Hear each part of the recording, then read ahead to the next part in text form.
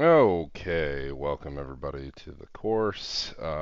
So, um, Basically what I thought I would do is start out by kind of going over a very general course outline, what you can kind of expect, what you can kind of expect to need from your previous math experience, and kind of how we're going to do this. So, course, if you haven't had a look at the course syllabus on ELMS, you should definitely go ahead and do that because that kind of lays out exactly how this is going to go. As I mentioned in the course syllabus, like these first few lectures are going to be recorded. After that, I'll be lecturing daily during the official allotted class time, so you can keep up.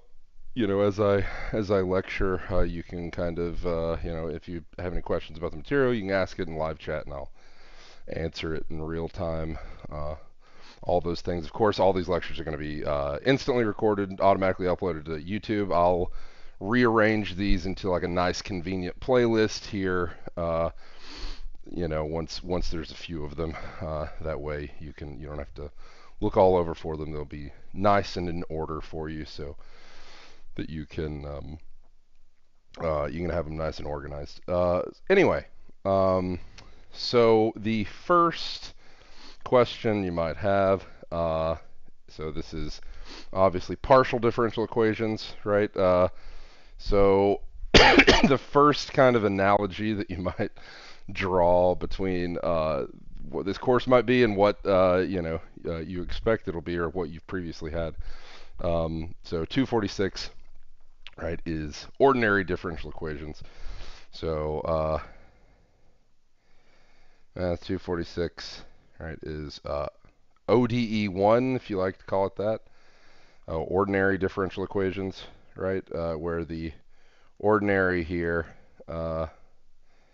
refers to the fact that when you are solving an ordinary differential equation for some unknown function, whatever kind of form that shows up, whether it's a single or scalar equation, we'll call it, or a system of equations, the idea is that the unknown function is a function of a single variable, right? So I have some unknown function. We'll say u, and it is a function of a single unknown variable, right? Of course, oftentimes this was a t instead of maybe thinking of it as a spatial variable. Doesn't really matter. The point is that maybe an example of something that we would solve, right? So maybe you got like a first order ODE, looks something like that. Of course, I can use the prime notation for the derivative here because, again, this thing is a function of a single variable, so that is any derivative showing up in this differential equation is the full derivative. It's the derivative with respect to that single independent variable. This is one example. Here's like another example. How about something like this?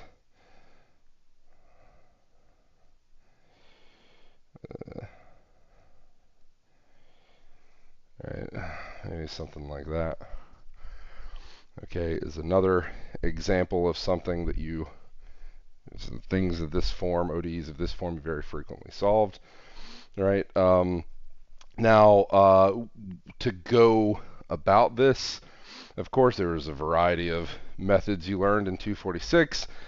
This first equation would be an example of a first order equation.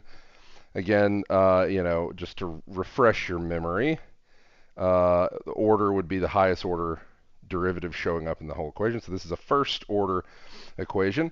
This is nonlinear. Well, it's nonlinear because it can't be put into what's called like my most general linear form, linear normal form, whatever you want to call it.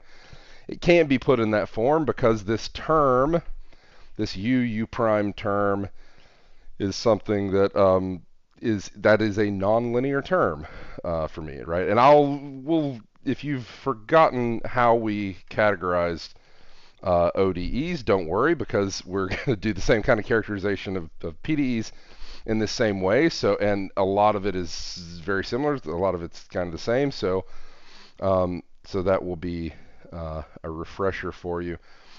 This second one is a second order. So maybe I'll write this. So this would be an example of first order nonlinear. This one would be second order because the derivative, or the highest order derivative showing up here, is a second derivative, right? So this is second order, but this is actually linear. Again, we will discuss what it means to be linear here. If you remember correctly from 246, if you rewrote either of these things, right, either of these equations, in the form LU is equal to, say, function, so LU is equal to F, this is frequently done for shorthand whenever general theory things were discussed in 246.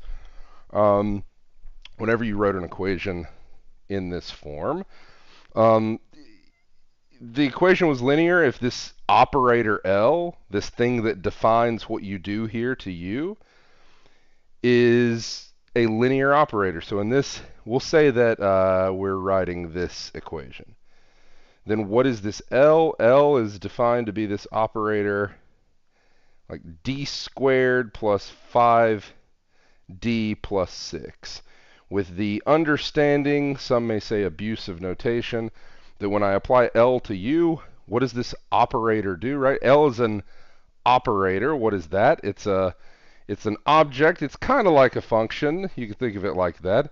But you're applying it to functions, so I'm applying it to this unknown function U.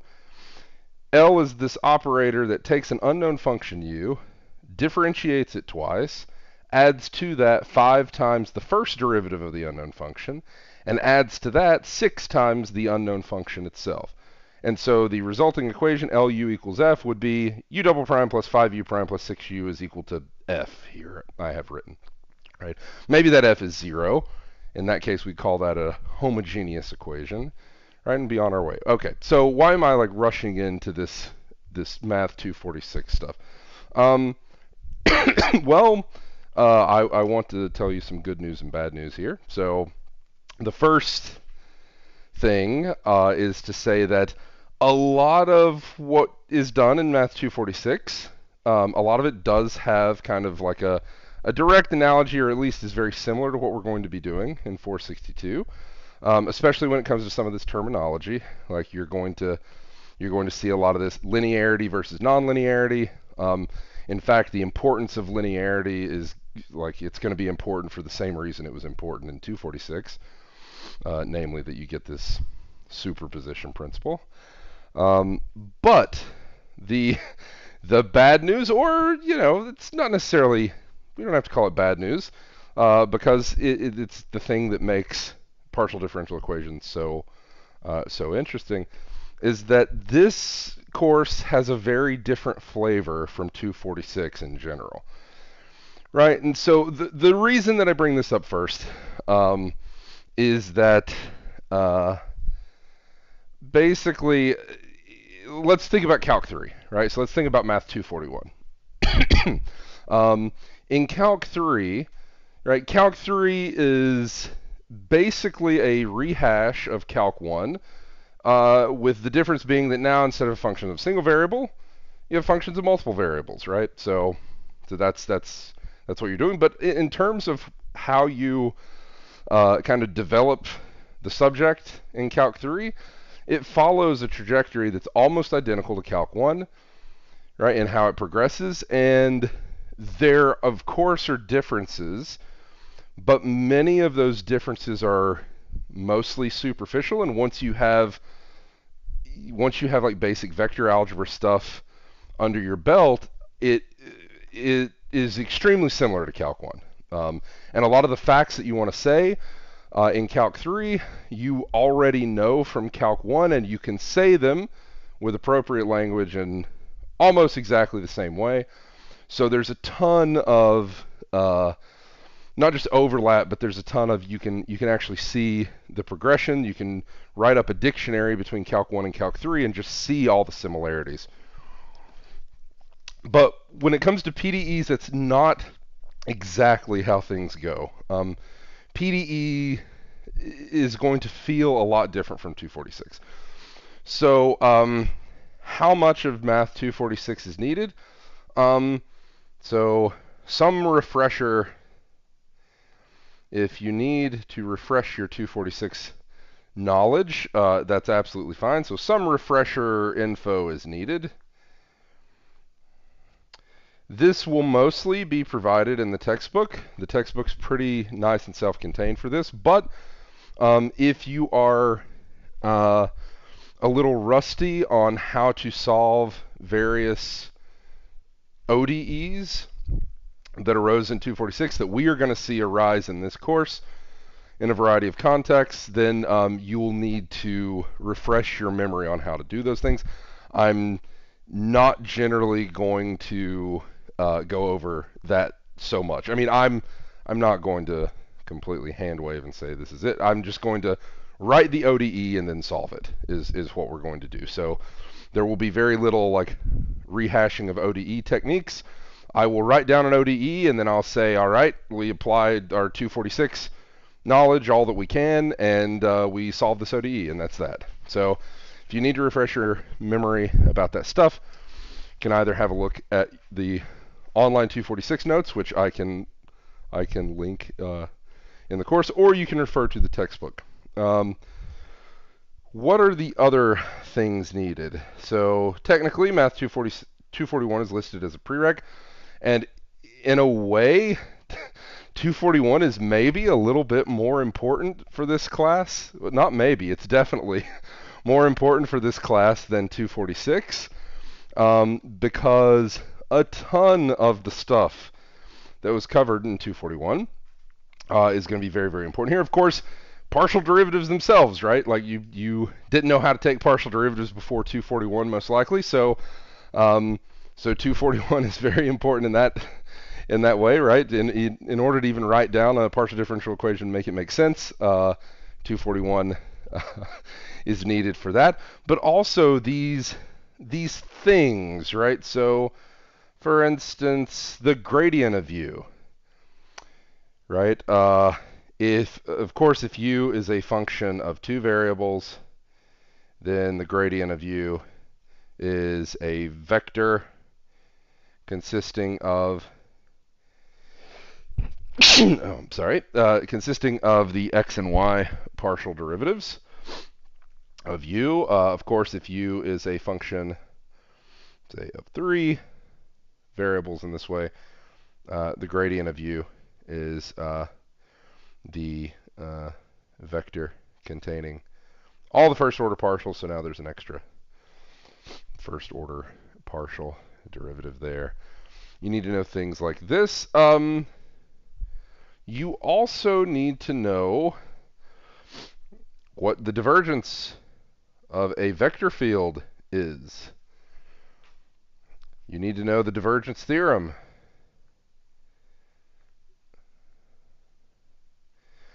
More specifically, you will need to know how to apply various facts that are equivalent to the divergence theorem or Stokes' theorem. We're going to see very, very many equivalent forms. But luckily, this is all in appendices in the textbook. So quick kind of note here. Note the textbook appendix is great.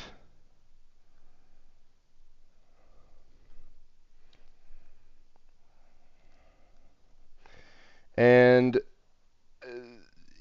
it basically allows this textbook to be entirely self-contained for the most part. So let me just show you. So first of all, here's what the textbook looks like. If you have hard copy, of course I've posted an electronic copy to Elms, but if you have a hard copy, this is what it looks like. If you take a look at the appendix, there's all sorts of topics coming directly from previous calculus courses you've had. I can show you, let's have a look. Here's a reminder of what the gradient of a function is and how the gradient is kind of your basic example of a vector field. So when I wrote out the divergence of a vector field here, if you were worried that, oh my god, I have to remember what a vector field is, for the most part, our most important vector field is the gradient. So, or something involving the gradient. Here's some examples of reminding the relationship between the gradient and directional derivatives, right? Surface integrals, what are called flux integrals, which is also covered. You might remember some of this stuff from Calc 3. All of these things, so let me go to, where's my favorite Gauss-Green? Here we go. So here we have the divergence theorem, Green's theorem, component-wise divergence theorem, integration by parts using Green's first and second identities. All of these expressions, they call this vector field integration by parts. Green's first identity, Green's second identity. You'll see these things called Gauss-Green sometimes. If your instructor in Calc 3 didn't alert you to this fact, the easiest way and kind of the best, greatest, and most intuitive way of thinking about the divergence theorem and all those things is that it's simply integration by parts. Now, I'm getting ahead of myself a little bit because we don't need all of this stuff immediately. So this stuff will come later. But remember, this is a summer course, so later is not that far away. Later is definitely not super far away. This is a very dense course. And so it's definitely going to require kind of a lot of vigilance on your part to stay on top of things because this can be a very intense course because it is going to involve a lot of methods, a lot of techniques that you will have never seen before in any other class because this is something extremely specific to this topic. So the textbook mentions a couple of other great resources. There is a classic, great undergrad book. This is kind of the standard. This is something that I learned from when I was an undergrad. So here's Strauss's partial differential equations. This is an ancient edition from like probably 25 years ago or so, so it probably looks nicer nowadays. But here's my copy. This is a fine textbook. You can use it kind of in conjunction with our textbook. The textbook we use is better for our purposes for a number of reasons, but that is still a great textbook. Here is another textbook reference. This is a graduate level textbook in PDE. You might say, well, what use is that to me? Well, believe it or not, a lot of the layout of this course is going to follow the graduate treatment of the course for the most part. It's just that the questions asked are going to differ slightly at the graduate level. Slightly different things are done with the progression of the course and how these things are handled and the types of questions that are asked. We are going to not go as deep in some of those directions. That's the main difference. But if you were to go directly from this course and take a graduate course in PDE, you are going to be seeing very, very similar topics, and that's just how the subject is covered. It's of course going to be harder. It's going to be more in detail in a lot of ways. It's going to focus a lot more on the rigor in a lot of ways, but nevertheless, it's going to be essentially the same topics that are being covered. And so, how is the course progression? So, short term, or maybe a quick sketch of course progression.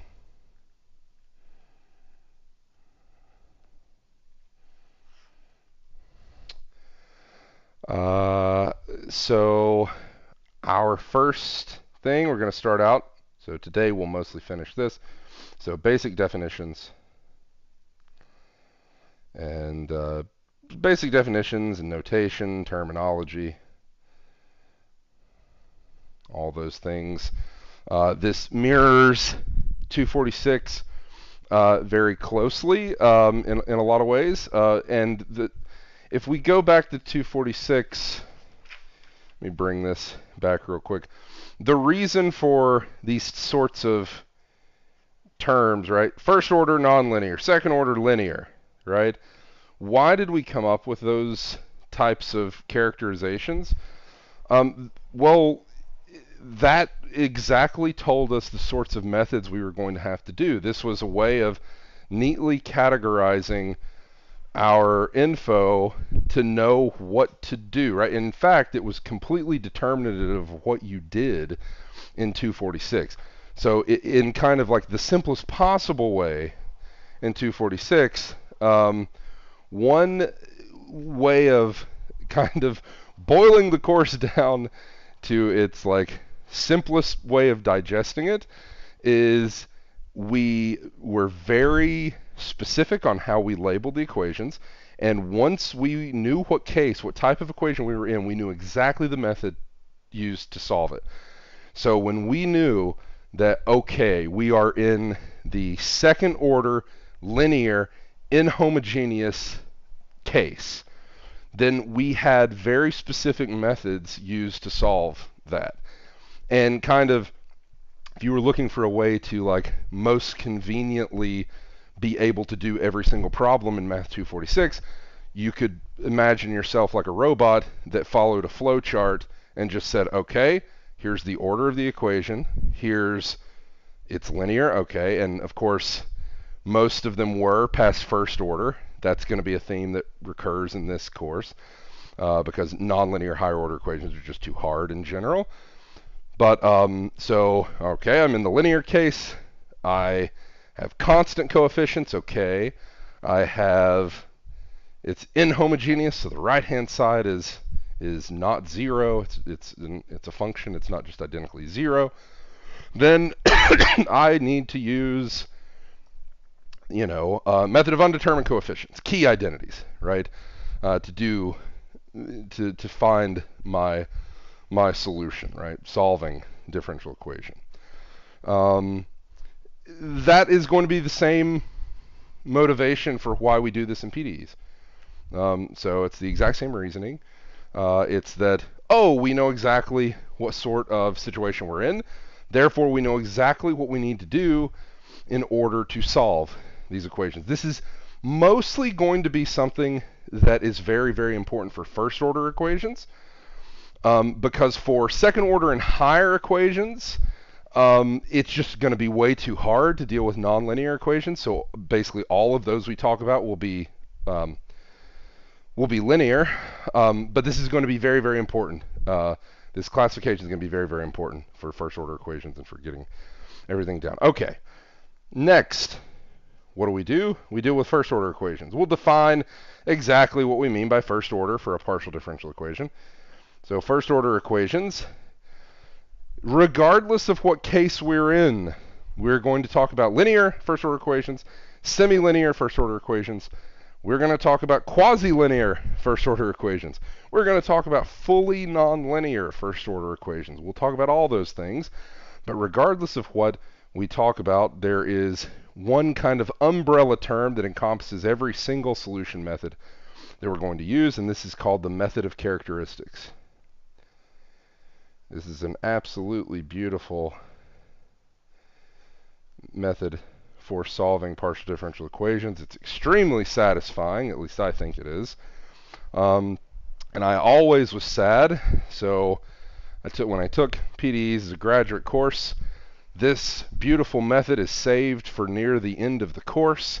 I never understood exactly why that was the case, but usually the way that it was treated by most instructors, it was actually saved to the end. And it was done in almost the exact same way that we're going to do it. And so you are going to get to do it immediately. This is going to be the first thing you get to do. So this is kind of putting some of the most fun parts of the course right up front. So there it is. Method of characteristics is fantastic. This is what we're going to be spending roughly the first week or more of lectures on, maybe a little bit more. It's amazing. So I think you're really going to like it. Then we move on to the big three.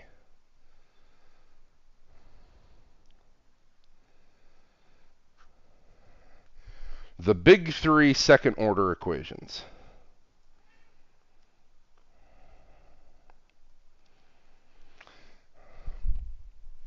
Rather than deal with like general second order equations, which is that's a huge field of study. That's a very large field of study. Saying something sensible about this in a one semester undergraduate course is just not that possible.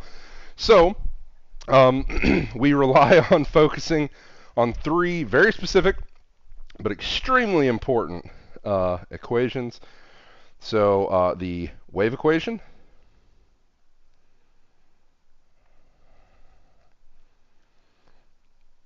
there's a little sub here, maybe I'll write that as I.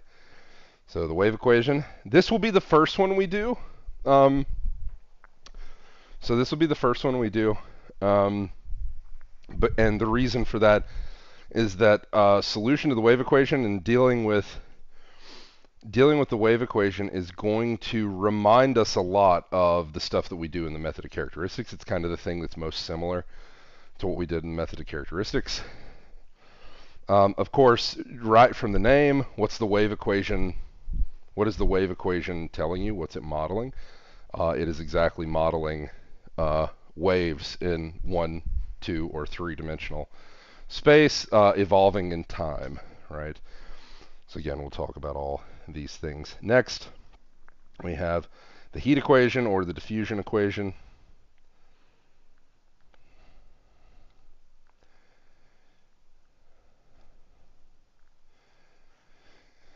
You will hear it called both the heat equation and the diffusion equation. A heat equation is called this because, well, one of the most important places that this comes from is in the diffusion of this is a heat sort of problem. This also leads me to kind of the next thing I want to say is, regardless of your intentions for studying partial differential equations, whether you are interested in applied math or physics, or whether you are interested in sort of pure math, it doesn't really matter what your motivation for studying the subject is.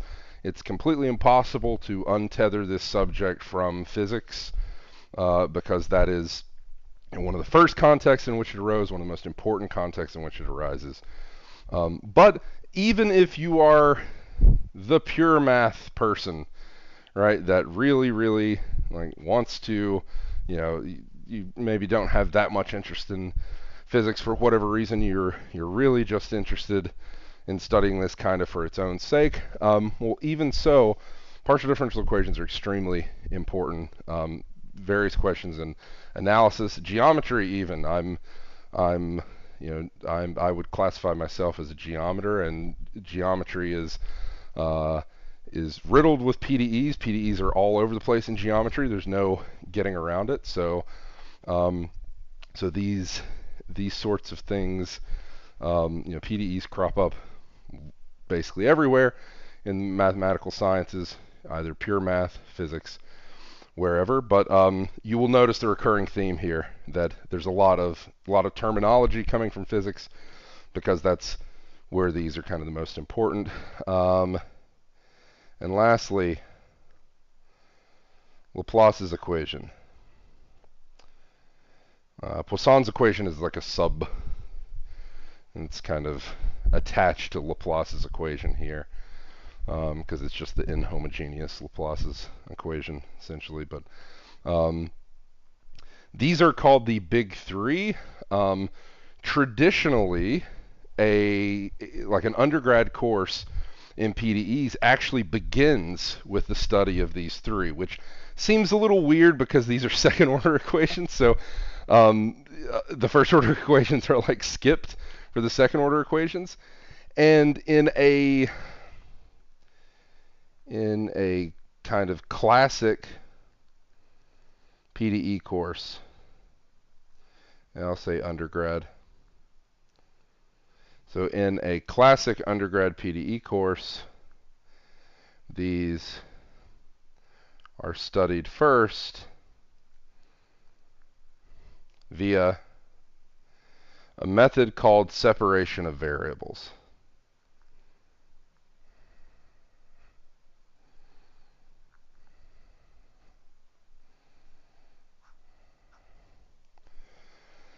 Now, we are going to do separation of variables. The craziest thing about the textbook that we're using is that it leaves separation of variables to the very end. I'm going to also cover it near the end of the course material. So we will talk about these before talking about separation of variables, which is not typically how it's done in like kind of a classic course, but I believe this is much better for a variety of reasons. One is that while the method of separation of variables is important in a lot of ways, a lot of traditional PDE courses have kind of focused almost exclusively on separation of variables, which is not,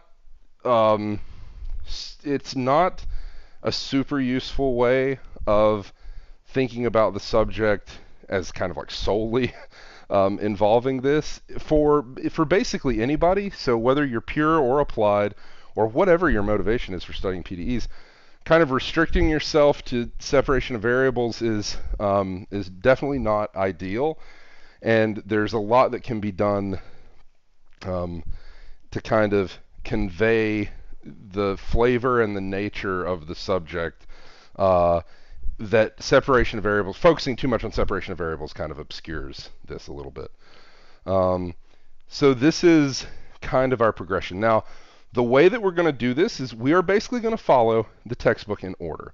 If you look at the textbook, so let's flip through it here. Let me go to table of contents.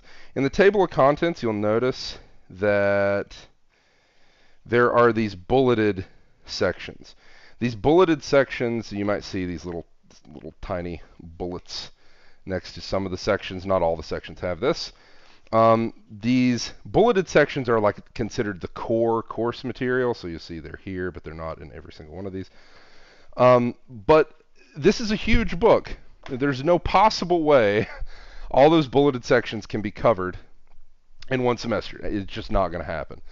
So, so the way that I am going to structure this course is we are going to basically follow the textbook in order for the first couple of chapters. For basically the first 4 chapters, we'll pretty much follow in order, and I will omit sections as we go along that I view as kind of not as important. For us, I will include, what I think is important from those sections. So, for instance, there's some of the bits on numerical solutions. We are definitely going to, I will address those things. I'll talk about them a little bit, but I'm not going to spend a lot of time on the numerical side of things. If that is what you are interested in, then I will tell you what is important from those sections. I'll kind of mention where this is headed, some things you can look at, some questions you can ask in that direction. But that's not going to be a major focus for us, even though it's a very important thing. That's numerical solutions PDEs are extremely important. I can't even possibly overstate how important they are. There are entire fields of science that are devoted to nothing but numerical solutions to PDEs, right? Computational fluid dynamics is one example of an entire field that is nothing but numerical solutions to a few PDEs, not even PDEs in general. It's like basically numerical solutions to one system of PDEs. So anyway, so what am I going to do here? I'm going to follow chapters. Chapter 1 is like the intro chapter, but we'll say chapter 1 through 4 kind of get followed, and it takes us to like here. Okay, it will take us through the method of characteristics, and it will take us through the wave equation, and it will leave heat and diffusion equation out for a bit. In between, there's some stuff I will talk about from chapter 5 and 6. I will not cover those exhaustively at all. I will barely mention exactly what I need from those chapters. Chapter 5 especially is something that I'll talk about a little bit, but it won't be focused on a huge amount because we don't need that much from chapter 5 and 6. Then chapters, let's separate this out. Chapters 7 and 8 deal with our first approach to the heat or the diffusion equation and Laplace's equation.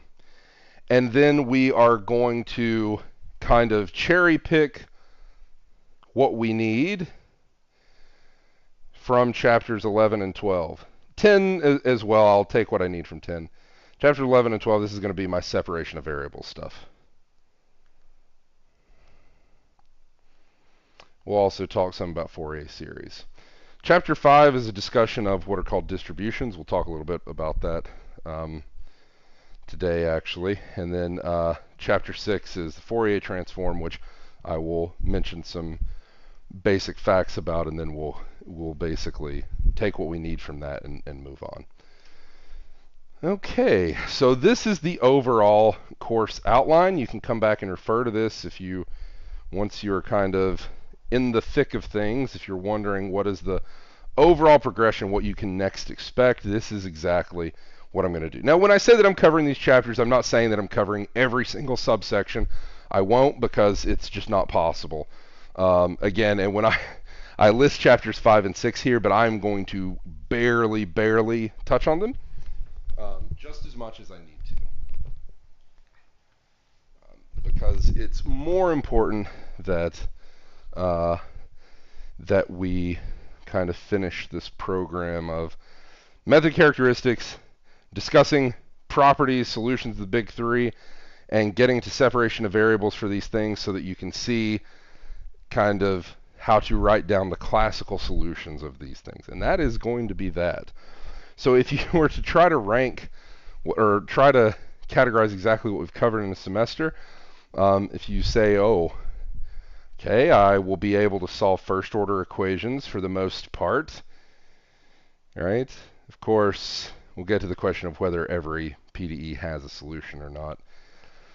But then the next sort of thing I wanted, that you might say is, okay, well then we will talk about these three specific equations, right? And how to make sense of them, how to talk about properties of solutions of them, how to find solutions of them in some way, right, under some additional assumptions.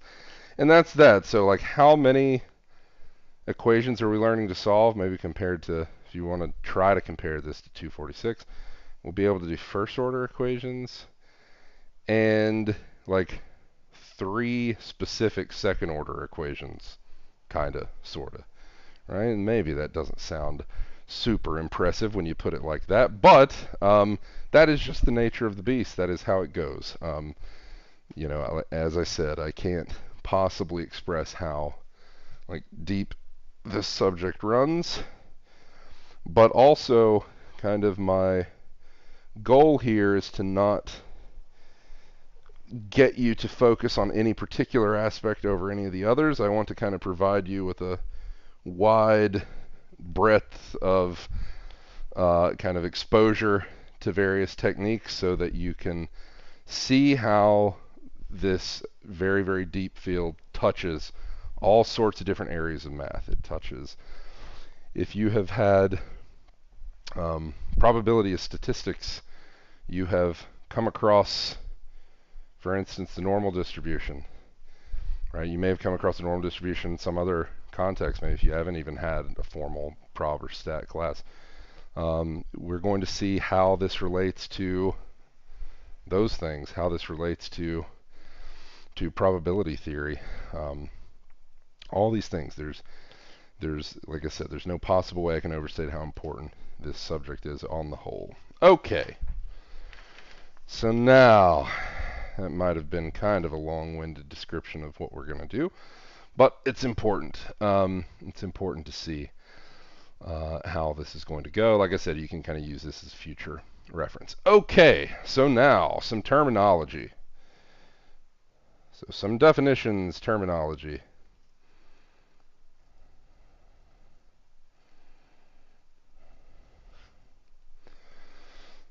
So first thing, notation, right? I've already used this in some way. So let's say I have a function u of two independent variables x and y, right? Just as well, I could have a function u of independent variables x and t. So of course I could also have a function, say, of four independent variables, x, y, z, and t. Now, there's certain kind of assumptions that I'm making when I write these things. I'm going to write this in another way. I'm going to write this as x1, x2, x3, t. And what I'm doing here is showing a couple of different expressions for an unknown function u and some number of independent variables. And I'm not going to totally divorce this from context because it's important that these arise in specific ways, and it's important to be able for you to just recognize these things without having to always attach a paragraph of words to them. And so we have like spatial variables that we denote typically by x, y, z, like we normally do. You, of course, immediately know why in many cases we would want to denote spatial variables using subscripts instead. Because, of course, if you think, well, let's say I'm not dealing with something that's describing a physical situation in 2D, 3D, 1D. Maybe I want to talk about a partial differential equation in like 7 dimensions or something, right? So obviously I'm not going to XYZ. I run out of that pretty quick, so I need to use these instead. These would be my spatial variables, and this would be my time variable. Same thing here. Here, I'll just draw it up here. This is my time variable. One of the things to note is when we talk about the dimension of like a PDE, so when we talk about like the two-dimensional wave equation, for instance, what we're referring to is the dimension of the spatial variables, okay? So that's what we're referring to here. Here you'll notice that this function only has spatial variables the way that I've written it. You might say, why are you hand-wringing so much over stupid, like I don't care what the variables are called, right? This is just to save you a little bit of grief later when I start talking about a two-dimensional wave equation, but you're like, oh wait, but it's two-dimensional, but aren't there 3 independent variables? So technically the input for the function is, there's 3 of them. Yes, that's all well and good. Of course, this is a partial differential equations course, so we're always going to have at least 2 independent variables we're talking about. Because if we just had 1 independent variable, then it would be an ODE, and then we wouldn't be in the PDE course, right? That's not to say we'll never be solving ODEs in the PDE course. That's not what I mean. But you get what I'm saying. When I'm solving for an unknown function u, and that's the main thing I'm worried about, then it's always going to have at least 2 independent variables that it depends on. Okay. So let's see how this goes. What sort of notation do I have so that I don't have to write, say, this all over the place? Well, the standard thing, right? So u sub x means the partial derivative of u with respect to x. Classic notation you used in Calc 3 as well. Of course, you might say, wait, technically, right? This u sub x is for a generic function of x that depends on x and y. U sub x is also a function of x and y, typically. It's absolutely true. The reason why we suppress the notation most of the time is because it makes the equations way too long, right? And so once you understand, oh yeah, my unknown function that I seek depends on independent variables x and y, I can suppress the notation and just write this. Yes, u and all of its partial derivatives are all functions of x and y, but I don't want to write that everywhere because it just makes the equations just way too long. Okay, of course, if I take the second order partial with respect to u, this would be, or sorry, with respect to x, this would be u sub xx. If I take the mixed order partial,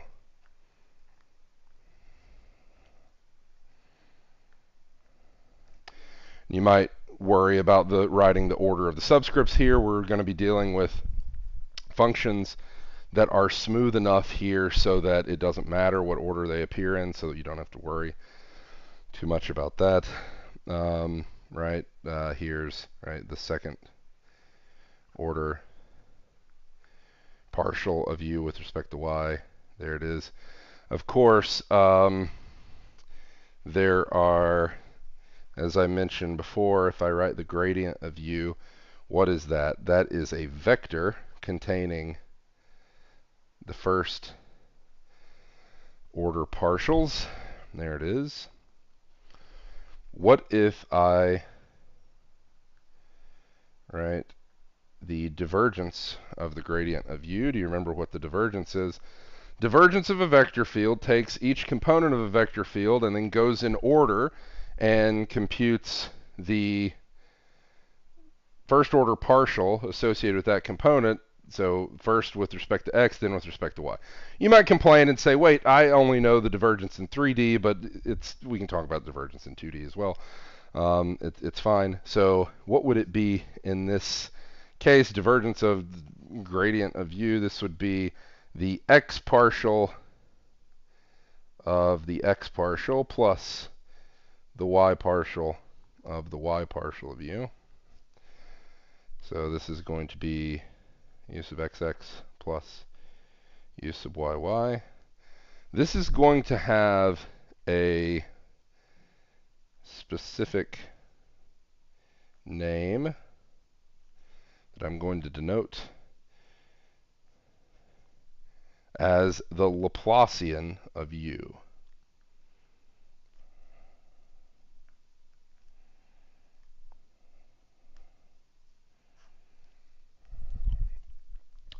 So this would be read Laplacian u. Laplacian of u is the divergence of the gradient of u.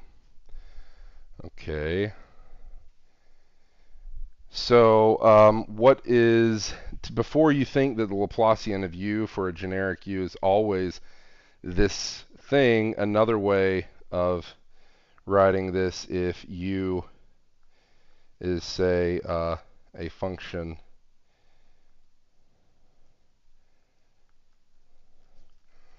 that looks like this, the Laplacian here is referring to the spatial variables, so it's all of the spatial variables, not just, say, x and y here. So Laplacian of u in this case would be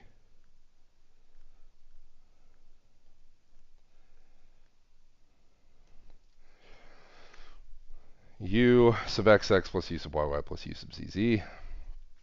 This would be Laplace u. We'll talk about this plenty later, right? This is definitely a second order expression, so we don't need to get too much into that now, but this is where this is headed. You might notice, if someone's told you this before, right, you can notice that the Laplacian is the trace of the Hessian matrix, right, of u.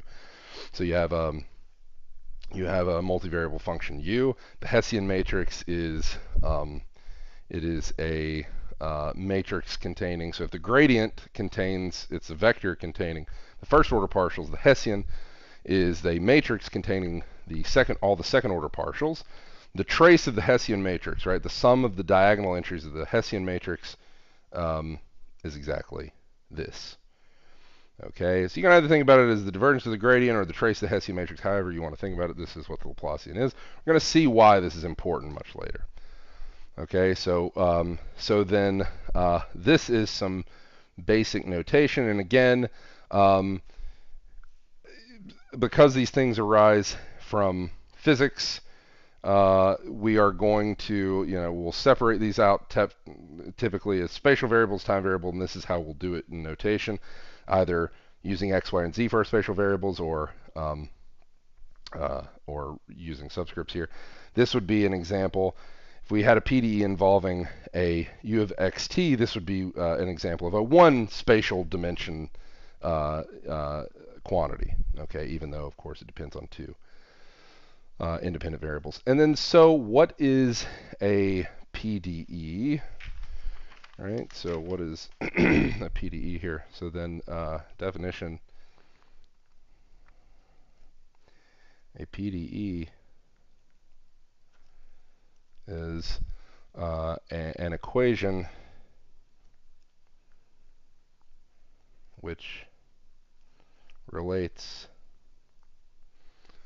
an unknown function u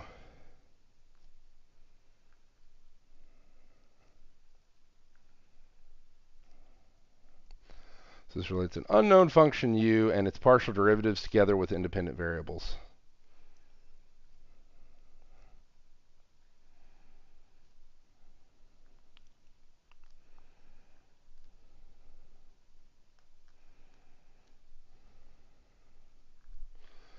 With independent variables.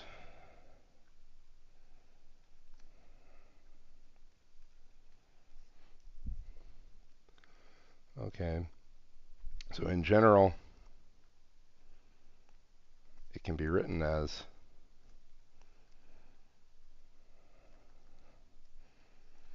some function, we'll call it big F, of the independent variables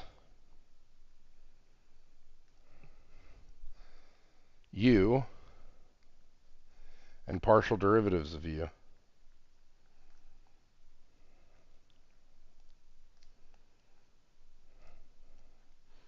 Is equal to 0. For some function f, which is like the form the PDE takes, right, for some function f.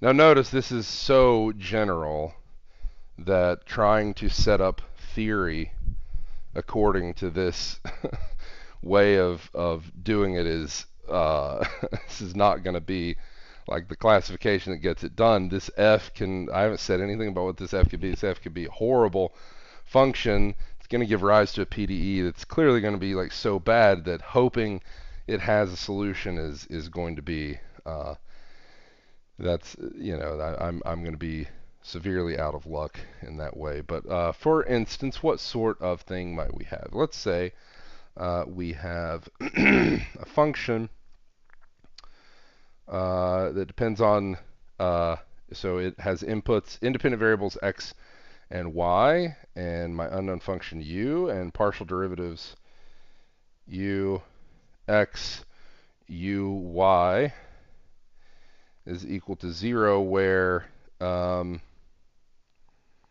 f of x, y, u, ux, uy is, say,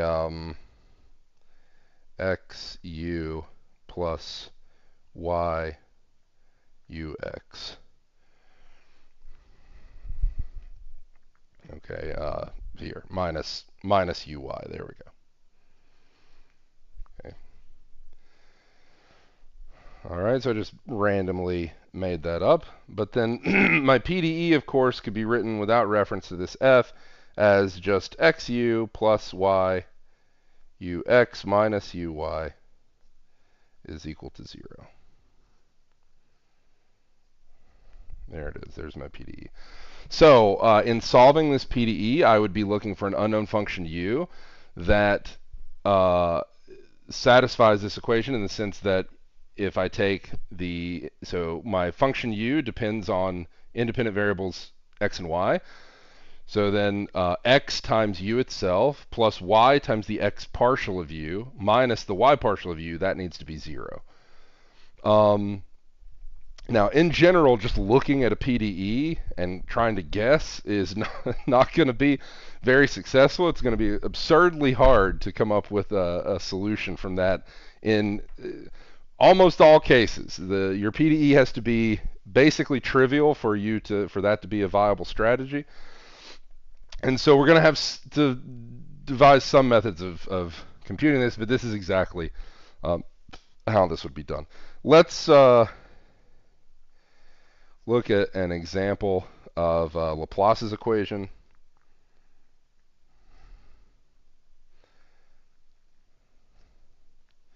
In 2D, so Laplace's equation, one of the big three that I mentioned.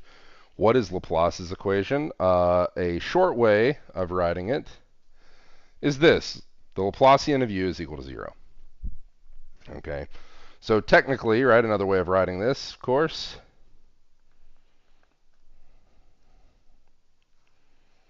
is this thing. So double x partial of u plus double y partial of u is equal to 0. So a solution to Laplace's equation, of course, would satisfy this. What does it mean to satisfy this? Well, if you know anything about what Laplace's equation says or any of its applications, if you've taken a course, for instance, in complex variables or harmonic functions, right? These are the harmonic functions.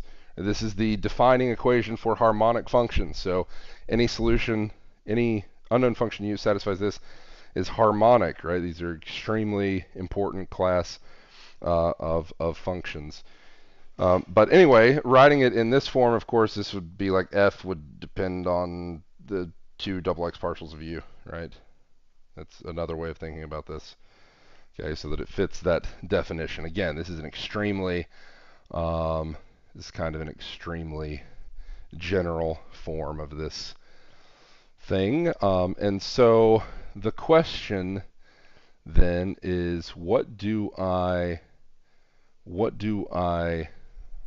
do with this info? How can I relate this to, say, a particular equation? Kind of see the underlying meaning. How can I think about this in a way that kind of shows me how a PDE kind of naturally arises? There, I just kind of gave you those PDEs, right? So the question is, how do I think about how a PDE arises? So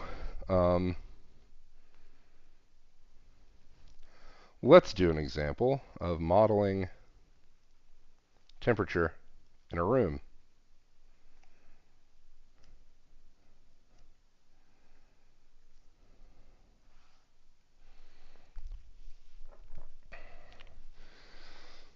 Okay.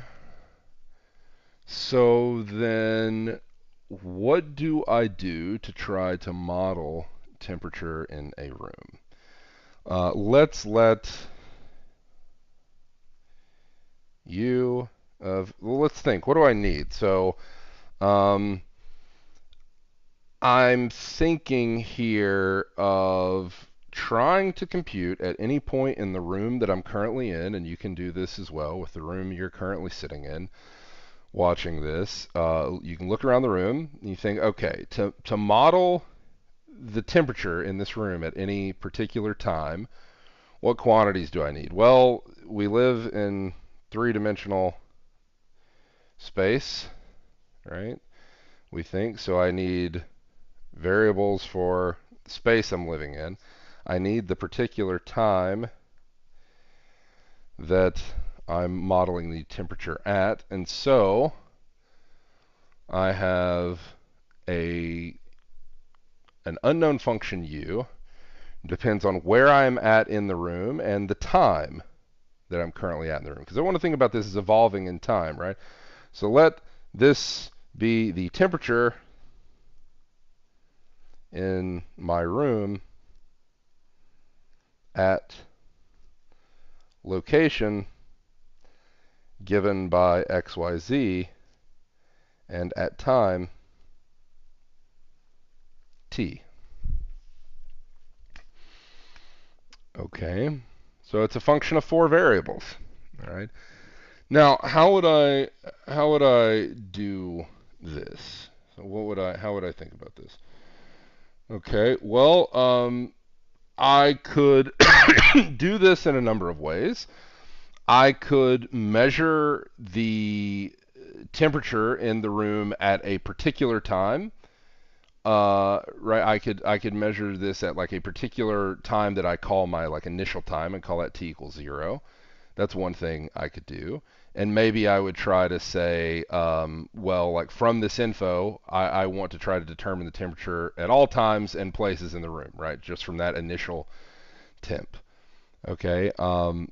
And so the question is, at some fixed time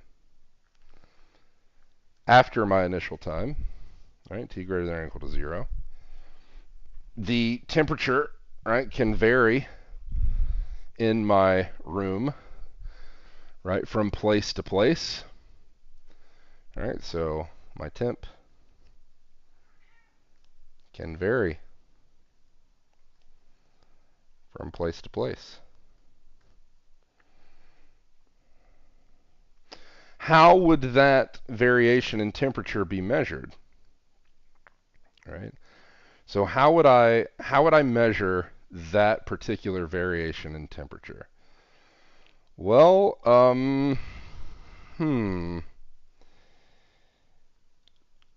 So first of all, as I move from place to place, the variation in temperature, so this is for a fixed T, variation in temperature should be measured by what? Well, this is a function of 4 variables here. As I move from place to place, this quantity varying should be measured by what am I asking for? I'm asking for the instantaneous rate of change, right, of this quantity with respect to where I am in space.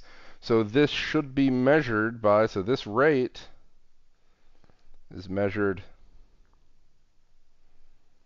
by the x, y, and z partials of u, right? Now you might say, but I remember from Calc 3 that there was a slight complication here, right? So the slight complication is that unlike the one-dimensional case, the Calc 1 case, in Calc 1, when I talked about instantaneous rate of change, right, there was only one direction to worry about, right? So if I talked about instantaneous rate of change of, say, a function at a point or a quantity at a point, there was no complication there. I knew exactly the direction I was talking about. But in Calc 3, instantaneous rate of change had to be in some specified direction, right? This is where directional derivative came from. So that there's this complication of these things, they do measure the variation or the rate of change of this, but they don't do it in a completely direct way, right? In the same Calc 1 sense. There's a slight complication here. Right? So we'll think about this here in a second. But also at some fixed point in space,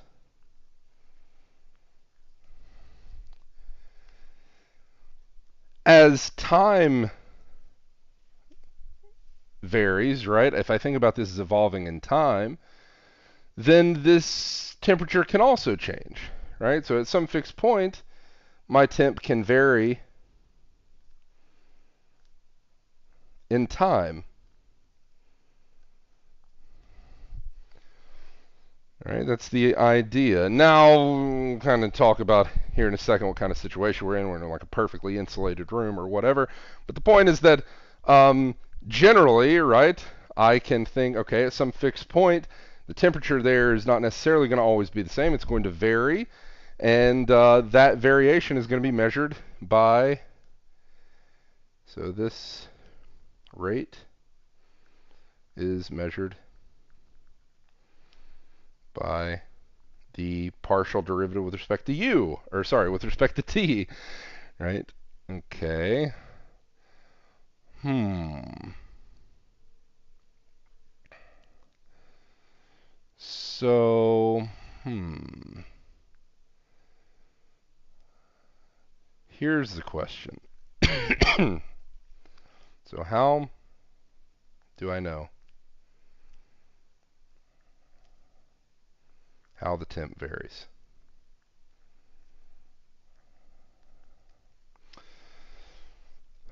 So a priori, right, if I knew nothing about how temperature worked, how heat flow worked, or in any of this stuff, then I might be puzzled, right? I would have to maybe experiment a little bit with this to actually see how this worked.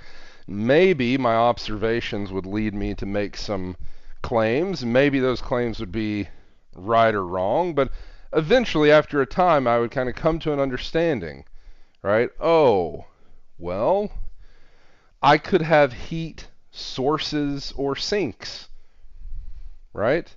I could have a heater in my room. I could have a giant space heater, right, that's just blasting heat into my room, right? I could be in a room where all the doors and windows are open, right? So that any heat the room did have is leaving rapidly, right, from all directions. I could be in a perfectly insulated room, right? These are all options here, and how the heat changes is going to depend on those. But if we try to kind of boil this down to like as simple as possible, kind of ignoring some of the more complicated situations that could arise with having sources and sinks, then how would I deal with this, right? So if there were no sinks or sources and the temperature was initially constant throughout the room, right? Then how would this work, right? So suppose that there were no sinks, sources, and temp is initially constant throughout the room.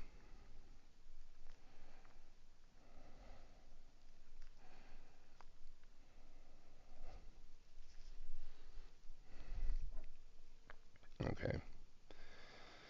If it's constant throughout the room, then what does that mean?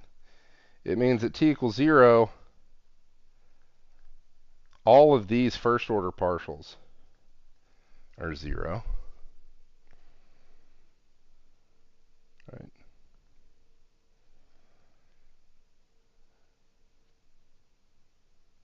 Then there wouldn't be any time change in the room, right? There would be no change in temperature with respect to time. So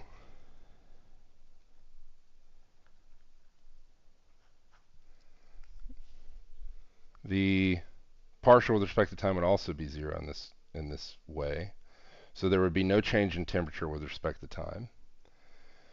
Okay. And in fact, if this were true, no sink sources, temp was initially constant, then also we would have these partials, these spatial first order partials, all 0 for all time, right?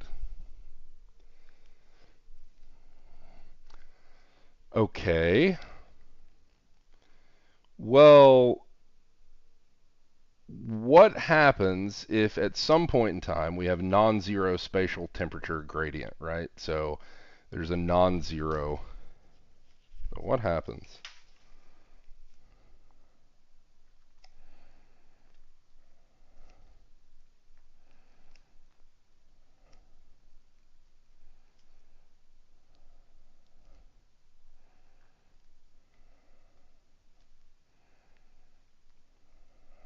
So what happens if at some point in time there is a non-zero spatial temperature gradient?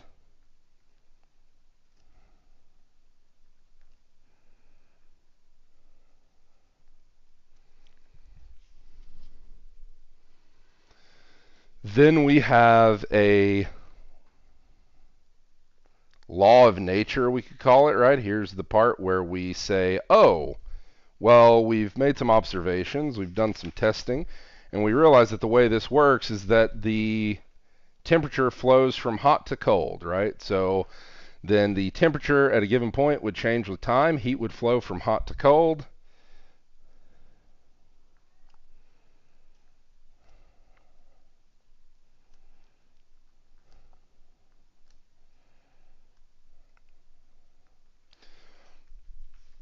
So heat would flow from hot to cold, and thus temperature at a given point would change with time. And so this tells me a relation between how this works, right? Basically gives me a relation between my rate of change with respect to time and the rate of change with respect to space, right? So the idea, so what is the idea here?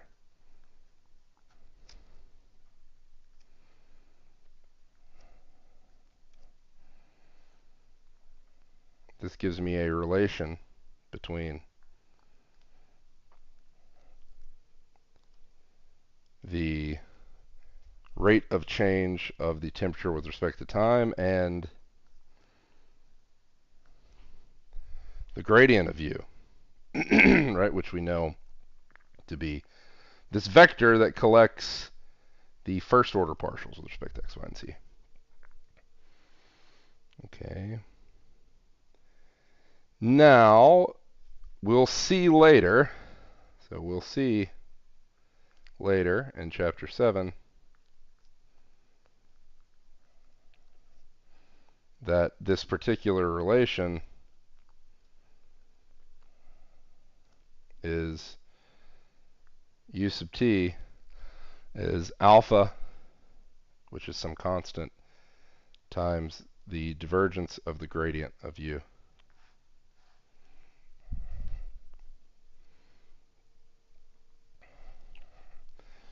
Where alpha greater than 0, some constant.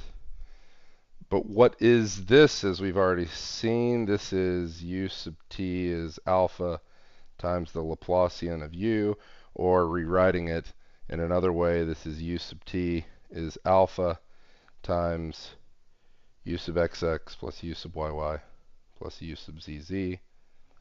This is called the heat equation. This is the 3D heat equation. Of course, again, we call it heat, but really the proper way of thinking of this is it's the diffusion equation, because as it turns out, this same sort of reasoning will tell you about diffusion processes in general, not just heat, right? Heat is but one setting where you can think about this as a diffusion process, but this is actually an equation that governs diffusion, period, not just diffusion of heat. Okay. So that last hit may have been a little bit anticlimactic because we didn't actually do a full derivation. Unfortunately, that'll take us longer when we return to it here in a little bit, but this is an example of where a PDE like this shows up. Okay, and so it also is an example of where physics, right, kind of informs what it is that we're doing here, right? We are kind of stuck otherwise trying to come up with that PDE, but some basic physics kind of gets us there. All right, and we'll see that derivation that we do basically just relies on some simple physical facts in the divergence theorem. That's what gets us there. Okay, now you can automatically say, well, what if I just wrote down a random PDE, right, and then ask to solve it? Of course, you can ask those sorts of questions, but the problem there is that it's already going to be a very complicated affair, even for very well-behaved PDEs and PDEs that arise from nature and from things that we want to solve. So you coming up with your own just kind of absolutely god-awful PDE you just make up off the top of your head, that is, in general, going to be completely impossible to solve. Okay, so the worse you make it, the harder it's going to be. That's just how it is. And so this may seem a little strange that I'm defining this, but we'll see later why this is important. So a solution,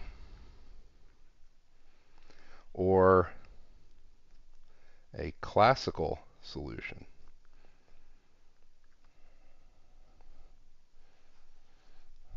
to a PDE on a domain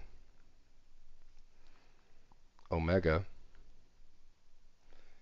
and some Rn. Okay, n is going to be the number of independent variables.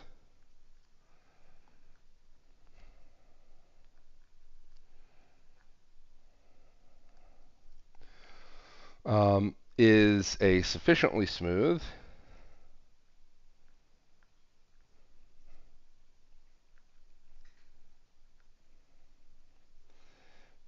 a sufficiently smooth, I shouldn't underline it because usually when I do definitions I just underline the thing being defined. So here, I'll cross through this. I just wanted to add emphasis here. So sufficiently smooth function u, let's write it like this. Let's write it u of a vector. This is just to be as general as possible, although for us this is, this is going to be typically at most like 4 of these things, which satisfies the defining equation f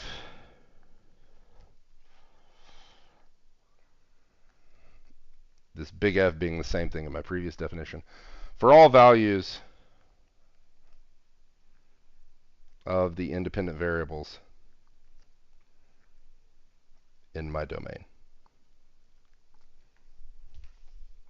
Okay. All right. And so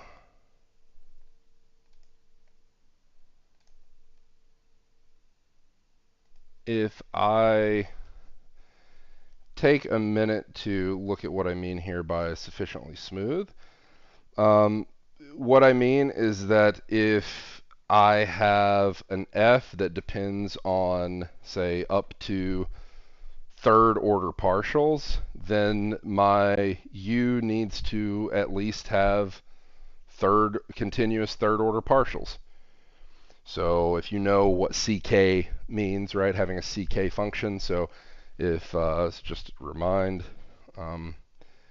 you, if f is in ck on the domain omega, this means that f has continuous k order partials on omega.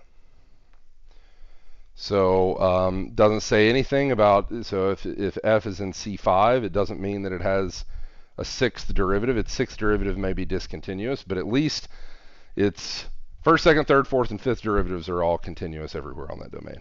Okay, that's what we mean by sufficiently smooth. Now, the reason why I've included this classical solution bit here, as we'll see later, there is a notion of being a solution to a PDE that is a little weaker. It's known as a weak solution, or a solution in the sense of distributions, as we'll talk about in this textbook. In this course, we're not going to have much use for weak solutions. We're going to have a very, very specific use for weak solutions in one place. But apart from that, we're not going to have too much use for those things. But it is important that you know that's kind of where things are headed. So if you do graduate study in PDEs, that's like immediately kind of where you take off. You do what's called classical theory, which, as I said, kind of mimics what we're going to do in this course. And then you're like, sometimes you get into this by the end of the first semester in graduate PDE. Most of the time it's saved for the second semester. You get to a point where now you become interested in what are called weak solutions, because it turns out that this restriction requiring your U to be this smooth is too much of an ask for a lot of things. This is too rigid of a situation you found yourself in, but you don't have to worry too much about that. In this course, almost every solution we talk about is going to be a classical solution, or a solution in this sense. Let's do a couple of examples. Okay. Now, As with other differential equations courses, the great thing about this, right, like an amazing thing about this subject compared to a lot of others, is when you get to the end process, right, for finding a solution, you can check, right, that it actually is a solution. And the nice bit is no matter how hard finding a solution is, checking is typically substantially less difficult, right? It's just a matter of actually verifying that the relation actually holds. And so how does this work? Let's do the PDE. That is 2 u sub x plus 3 u sub y is equal to 0. So that's my PDE. Let's check. So check that the function, which is sine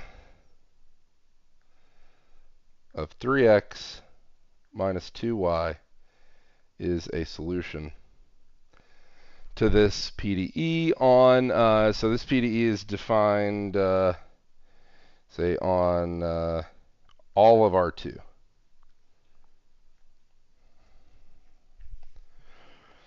So check that this thing is a solution on R2. So for every single point in the plane. Okay. And so let's just directly check here. So what is the x partial of u? Well, remember how to take partial derivatives, and I have to use the chain rule here. So I'm taking the partial derivative of sine of something. Okay, so then this is going to be cosine of 3x minus 2y times the partial derivative of what's inside with respect to x. So this is times 3. Right? The y partial is again going to be cosine of 3x minus 2y times the y partial of what's inside, which is minus 2, so that 2u sub x plus 3u sub y is going to be 2 times 3 cosine of 3x minus 2y, so 6 cosine of 3x minus 2y. Plus 3uy, so this is going to be minus 6, because 3 times minus 2, so this is minus 6 cosine of 3x minus 2y. This is going to be 0, and yeah, that's exactly it, right? And this is valid for every single point in R2. There's nothing different about any point in R2 here. This is a completely general calculation. So yeah, this satisfies this PDE. Right, here is the solution. Now maybe you could have looked at that and actually guessed that this is a solution. You have some immediate questions that come back to you from ODE. Is this solution unique? Right? Is this the only solution that there is? Okay, and you might quickly see that no, this is not going to be a unique solution, right? So that immediately takes you into another direction. Right? So the other direction is, well, how can I make it unique? What did I do in 246? Right? So it was very clear immediately in ODE, right? In Math 246, very clear that typical differential equation has infinitely many solutions, right? Just by its very nature, because you're losing data when you take a derivative, right? So if you have an equation relying on a derivative, then in some way, right, you've like lost info, right, going backward. If we view like the very, very simplest differential equation where I can just solve it by integrating, right, that was something that wasn't even possible for almost any differential equation, even in 246. But we called them explicit differential equations in 246, if you could do this. So when you integrate, right, you have this constant that gets added, right? So oftentimes, right, the first thing you learn in 246 is that these solutions to first order ODEs were parameterized by this arbitrary constant, right, in some way. That's how this worked.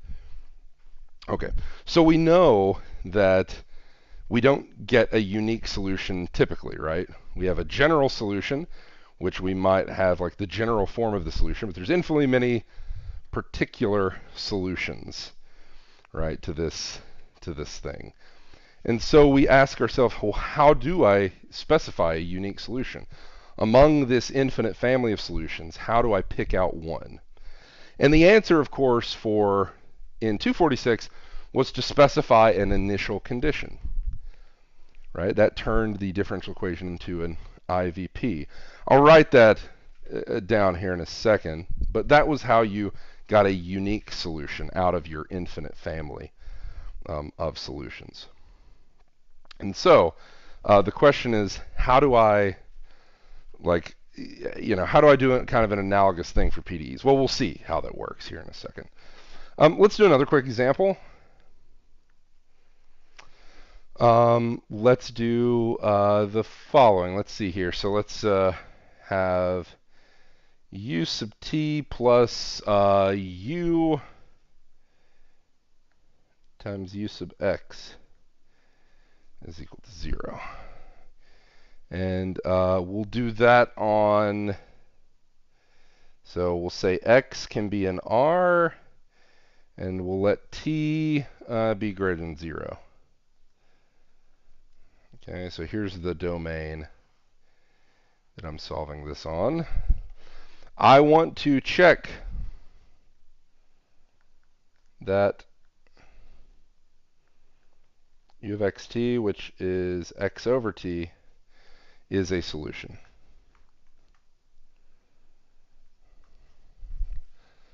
So then let's quickly, let's take, what do I need to do? I have u, I already have that. U sub x and u sub t is what I need to compute. So u sub x is 1 over t, that's easy. And u sub t is minus x over t squared. So then u sub t plus u times u sub x, what is that equal to? U sub t is minus x over t squared, plus u is x over t, times u sub x is 1 over t. Oh. Yeah. That does solve that equation. Right. Now, we saw how, like, this is a pretty simple form of solution. It's very easy to check. But going the other direction, right, like trying to guess what PD or what thing solves a PDE, even a first order PDE, is typically impossible. You just can't do it. There's got to be some process you got to follow here to make this make any kind of sense, to have any hope of solving this thing. Okay. Now, let's talk a little bit about, I've been throwing this around over and over again, but now it's time to finally define it. Order. So the order of a PDE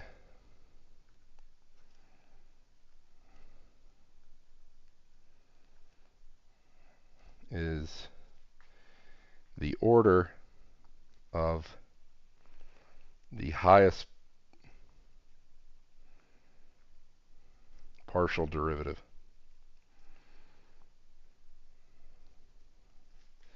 showing up. So the order of a PDE is the order of the highest partial derivative showing up. So let's just do a quick example. So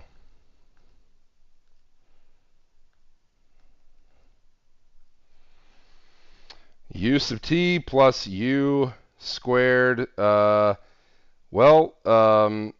Here, let's just so that you're convinced that this is actually a PDE, so that I don't have to keep writing the notation here. Let's make it this instead. U sub t plus u squared times u sub x is equal to 0.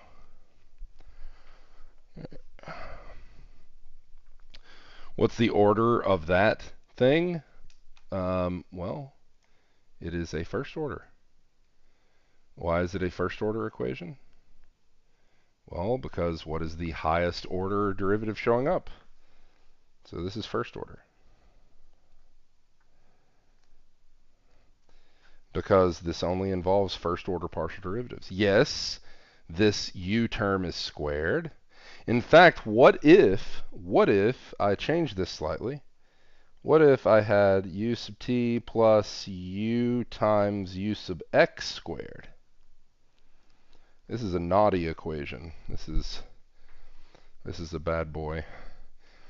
Okay, but even so, this is still first order. Okay, it's still first order. And it's first order because, again, it's as simple as the highest partial derivative, the highest order partial derivative showing up is still a first order partial derivative. Yes, this is raised to the second power. This could be raised to the 10th power. Wouldn't matter. It would still be a first order equation here. Okay, that's all you need to know. This is the highest order term showing up. If I had something like this,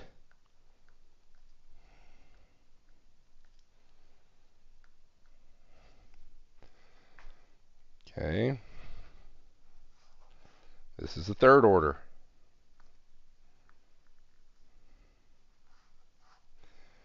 Okay, so pretty straightforward, right? Okay. Now, big thing, this was likely confusing the first time you saw it in 246. Probably took you a little bit of practice to be able to nail this down. But what about linear versus nonlinear?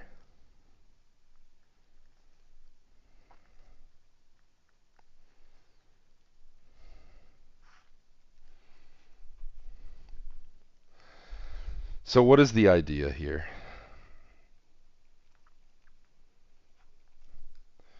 The idea is write the PDE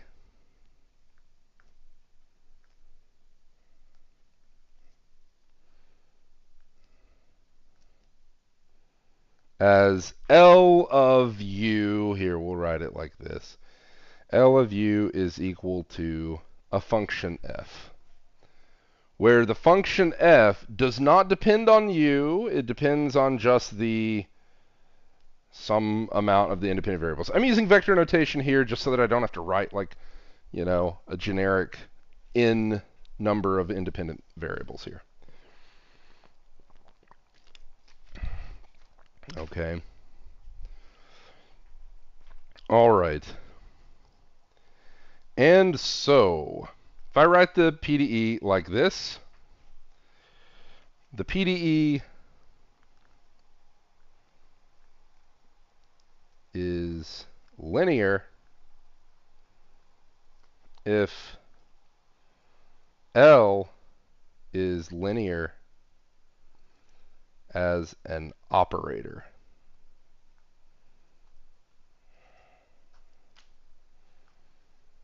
So this is linear if L is linear as an operator. Again, when we were kind of reviewing some 246 stuff, I said, what is an operator? It's a thing that you apply to functions, right? You can kind of think about it as a function of functions, but like it's more abstractly, right? You can think of it as my functions occupy a space. You can even think about it maybe as a vector space. And then my operator is like a transformation on that space. And if that transformation is a linear transformation, right, then I can call this linear. What does it mean if L is linear? So, and first of all, what do we mean when we say that our operator is linear? We want this to be linear in U, right? And so let's say that we've recast our PDE like this. So first of all, what's an example? So an example is like let's say that our PDE is u sub x plus 2 u sub yy plus 3u is equal to sine of xy. We would want to rewrite this as L of u is equal to sine of xy. And this bit here, we would say L is del sub x plus 2. I know that my del's and 2's look similar, I'm sorry. 2 times del sub yy plus 3. Right, we'll call it like that. So what do I mean when I say that my operator L is this thing, where these are my partial differential operators? So what does L do to a function u? It takes a function u, takes its x partial, adds to it 2 times its double y partial, and adds to that 3 times u itself. Okay, so here is my operator. Now, this operator is linear. Okay, but what does that even mean? So let's write the full definition here. So definition, linear. So this is the definition of a linear PDE. So we say the PDE LU equals f of x is linear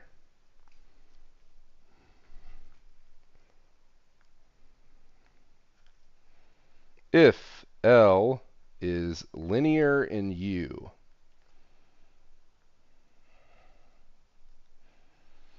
What does that mean? It means exactly what linear meant in linear algebra, right? What did it mean for an operator? What did it mean for a transformation to be linear? It meant two things. You can actually combine these, but we'll write them separate. L of U1 plus U2 is L of U1 plus L of U2. And secondly, L of constant times U is equal to constant times LU.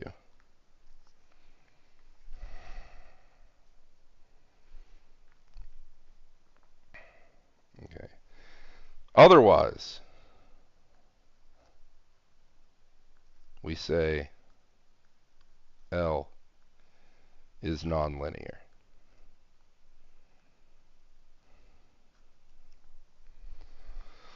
So this is truly binary. That something, an equation, a PDE is either linear or it's not. That's as simple as it gets. But there are some useful subgenres, subclassifications of nonlinearity that are going to be useful for us. So while yes, it is true in the whole that if an equation's not linear, then we call it nonlinear, right? So it's either linear or it's not. But there are different degrees of nonlinearity, okay? And so we'll talk about that now, right? So there are, however, there are different degrees of nonlinearity.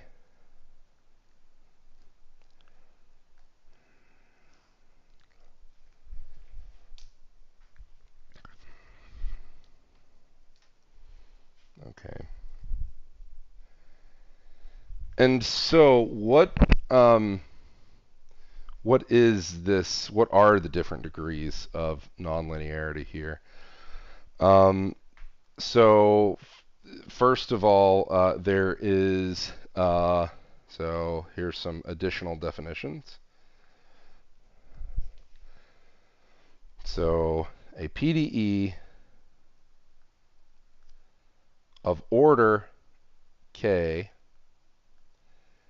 is called the following. It's called semilinear if all occurrences .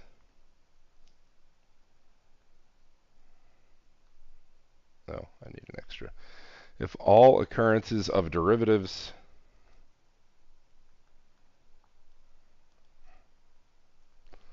of order k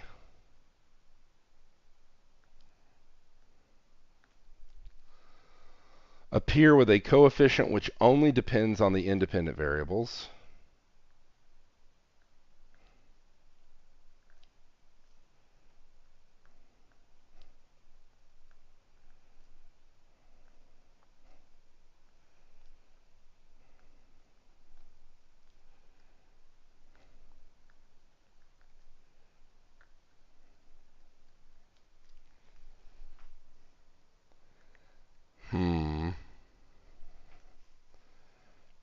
we'll see examples that illustrate this.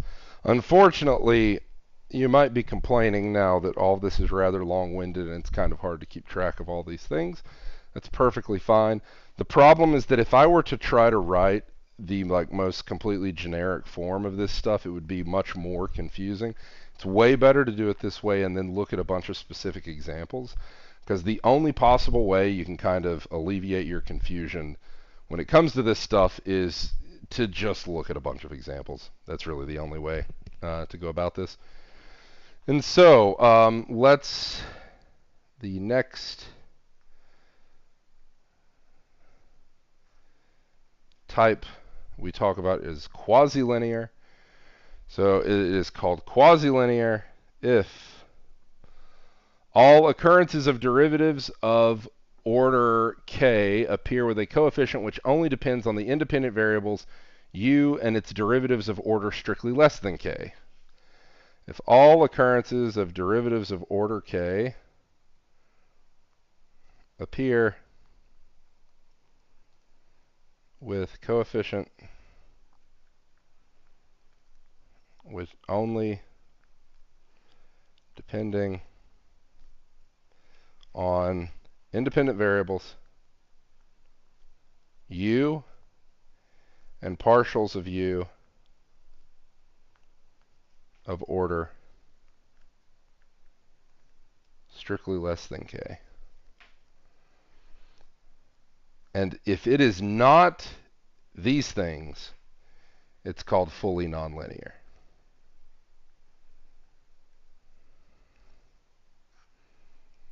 So it is called fully nonlinear if it is not quasi-linear.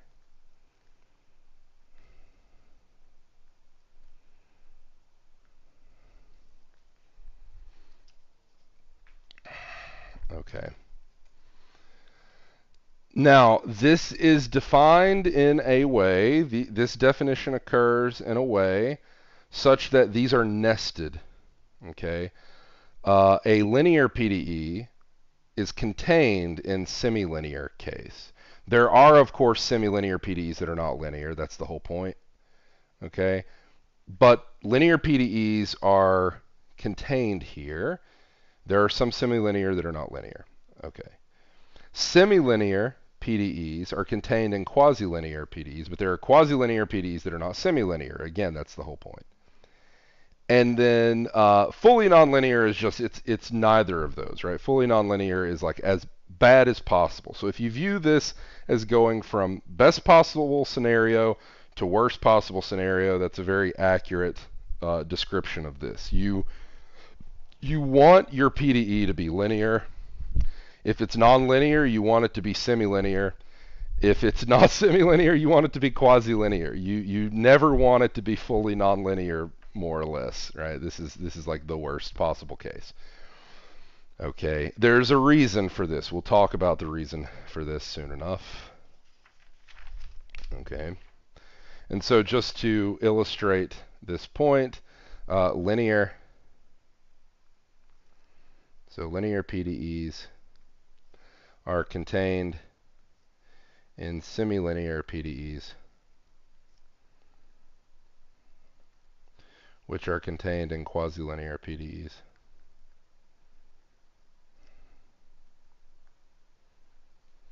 Okay. And so there's this nice inclusion here.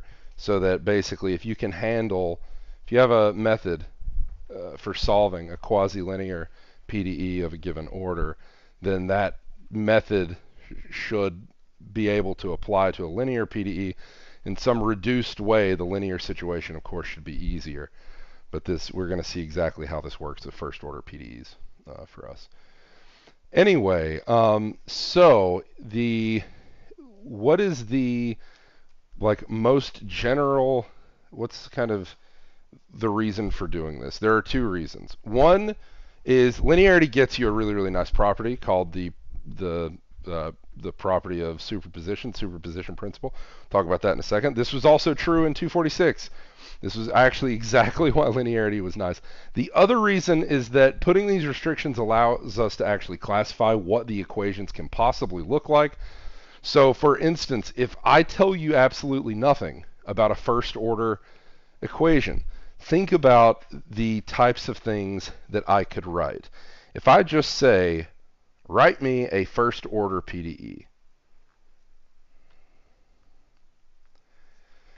and I tell you no other restriction, well then the things you could write would be, like, you could write this, like u sub x squared plus u sub y to the 7th is equal to 0.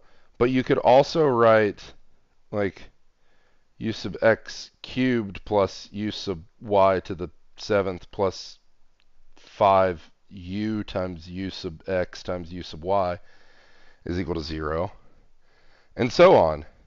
Right? Like, there's no limit here. You could put any kind of products you want here, and these are all first order, right? All these are first order equations. There's no limit. So the form that this could take, you can't even write a form that makes this intelligible, really, right? That you are basically stuck with your big F of stuff is equal to 0, right? Or LU is equal to F, right? Those are the same thing. Okay, that's kind of what you're stuck with. And so when you say first order PDE, right, this is what you're allowed under no additional restrictions. And so what is the most general possible linear first order PDE? Right? So what is the most general form of a linear first order PDE?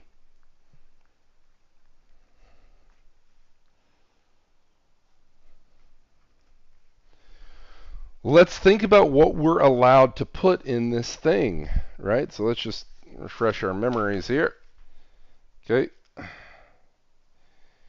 So the operator L has to be linear in U. We can either keep track of that or just know that we want it to actually be even nicer than semilinear. So any occurrences of derivatives of order K, it says, this can only appear with a coefficient which only depends on the independent variables. I want something nicer than this. I want something to be linear in U. So what is the most general thing I can write? I could have a function A that depends on x and y, and that could be multiplied by, say, the x partial of u sub x. Well, I should specify here. So what's the most general form of a linear first order PDE? Let's make this a PDE for a function of two variables, right?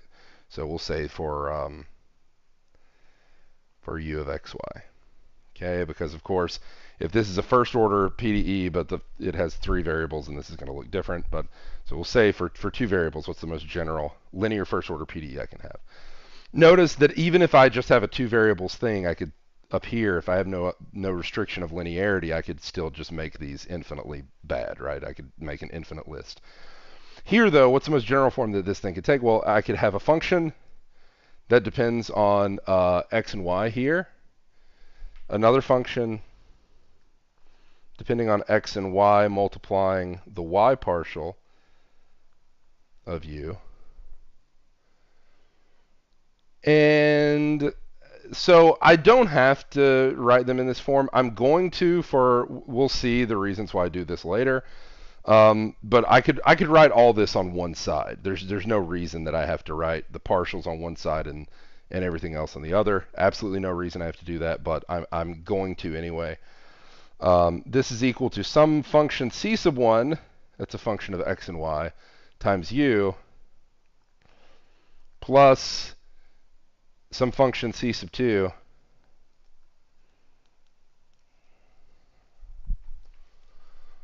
right,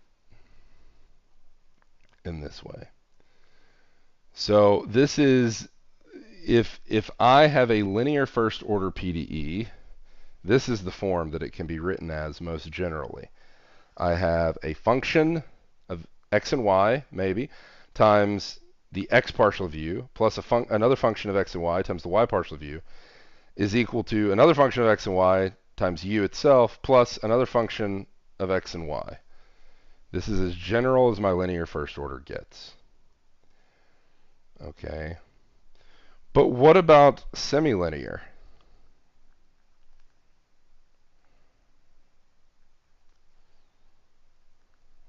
We'll see, right? You can think about why this guarantees linearity in U. Remember, this is not in a vacuum. Why does knowing that this is the form of my PDE tell me that this is linear in U and why it's the most general linear thing? If it contains a U that's not squared or cubed or anything like that, then obviously it's linear in U in that sense. This is a linear combination in itself. So then the only thing I need to know is that these partials are linear, but I know that partial derivatives are linear because the derivative is linear, right? So the only way that those things would not be linear is if I was multiplying by something that depended on U here, or these were like raised to some power, right? Okay. So a semilinear thing, how can it be written? It can be written as like a function of x and y times the x partial, a function of x and y times the y partial. That's what's allowed to be on the first order derivatives. But if we go back, there was no restriction to what could be multiplying u, or on this u term. And so on the right-hand side, I can have a function c that depends on x, y, and u. So my right-hand side in this way can be a little bit more complicated. If this is confusing, don't worry. You're going to have plenty chance to like actually practice this to get used to this terminology. Okay. What about quasi-linear?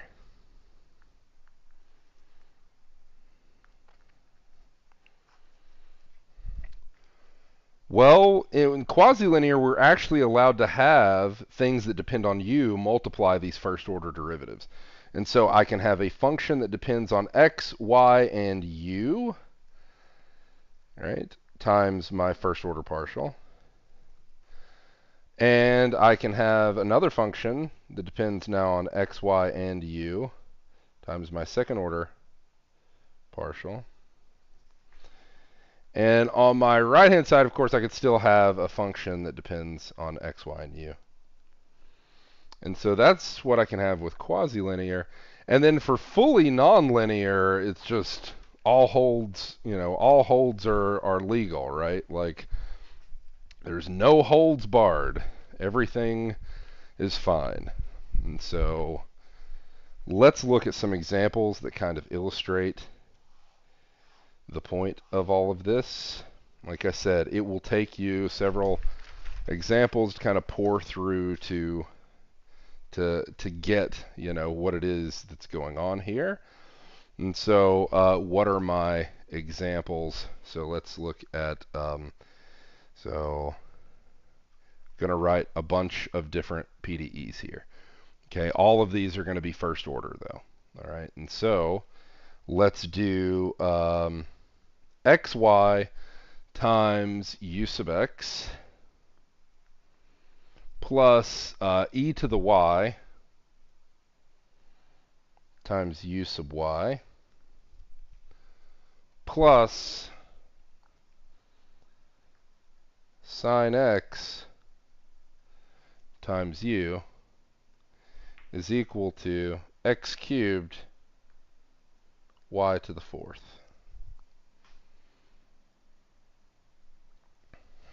What is this? This is linear.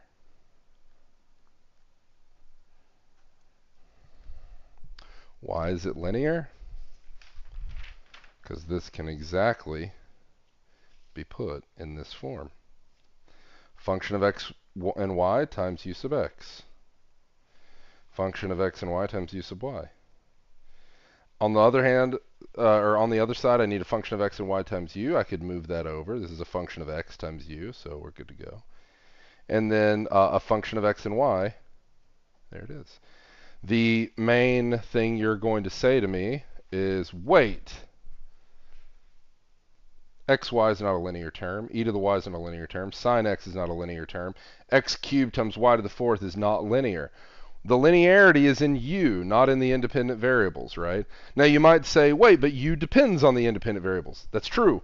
But that's another reason why it is nice to suppress this notation and not use this notation u of xy everywhere, because it makes it clear what it means to be linear in u, right? You don't have to say, oh, I'm allowed to be nonlinear in my independent variables.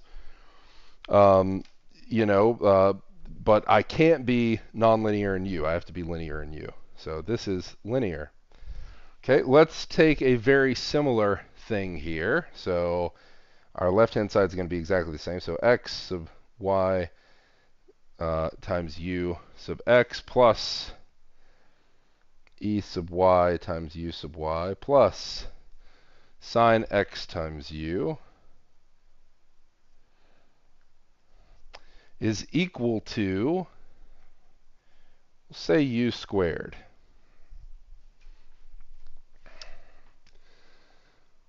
This is semilinear.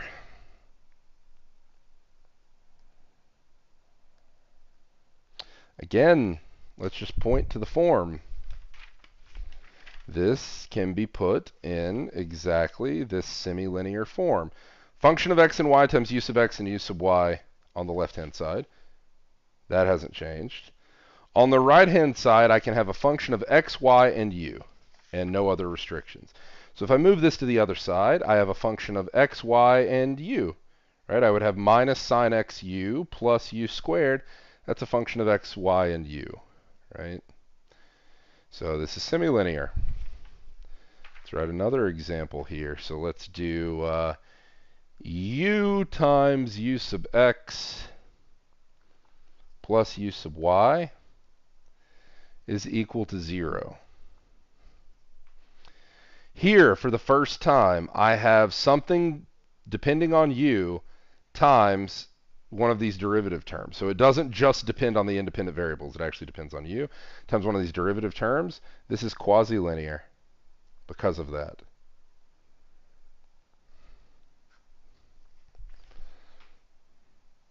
And lastly, if I had one of these awful things that I wrote previously, this is fully nonlinear.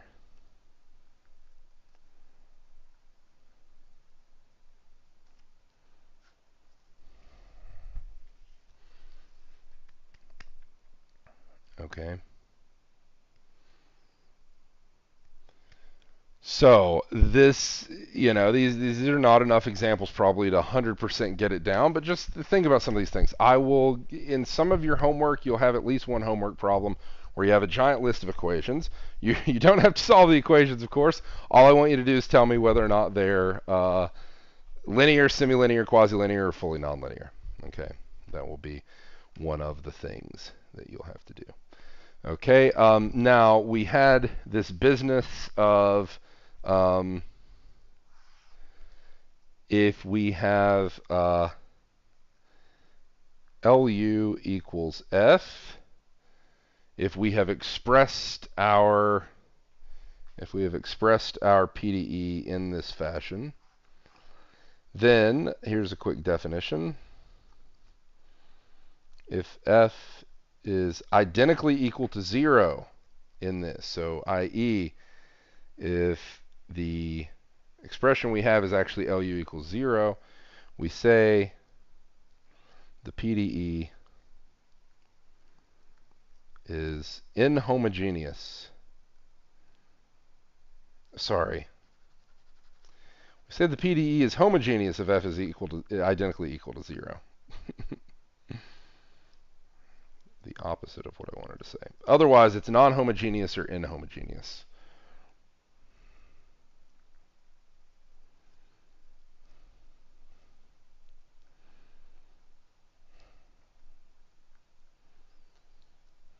This mimics exactly the terminology that you saw in 246, so I doubt this will be confusing to anybody. Okay. And so, big question, right? We spent a lot of time on this linearity versus nonlinearity stuff. Why does it matter? Right? The question is, why does it matter? So, and that's a good question, but the answer is actually going to be the exact same as the answer in 246. Okay, so big question.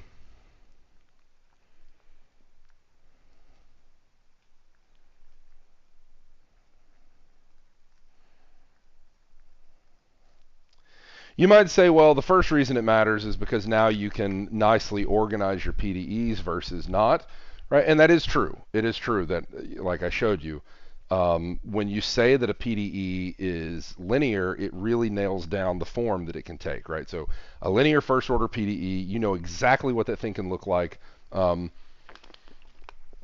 know exactly its most general form. Whereas if I tell you a fully nonlinear first order PDE, you have no idea what it looks like. There's all kinds of things, all kinds of ways that thing could look. So why does linearity matter? The most important reason, however, is the principle of superposition. So the superposition principle.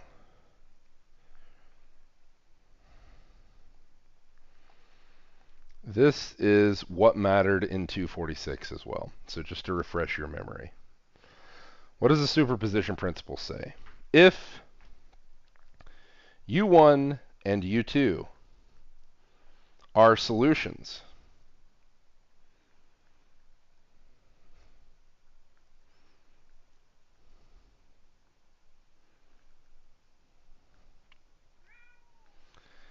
to LU equals F, let's do it for a homogeneous one first. Let's start out with a homogeneous equation, right? This is LU equals 0. Okay, if U1 and U2 are solutions to LU equals 0, then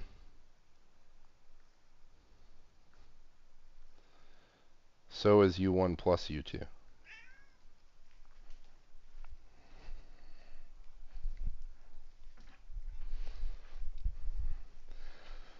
In fact,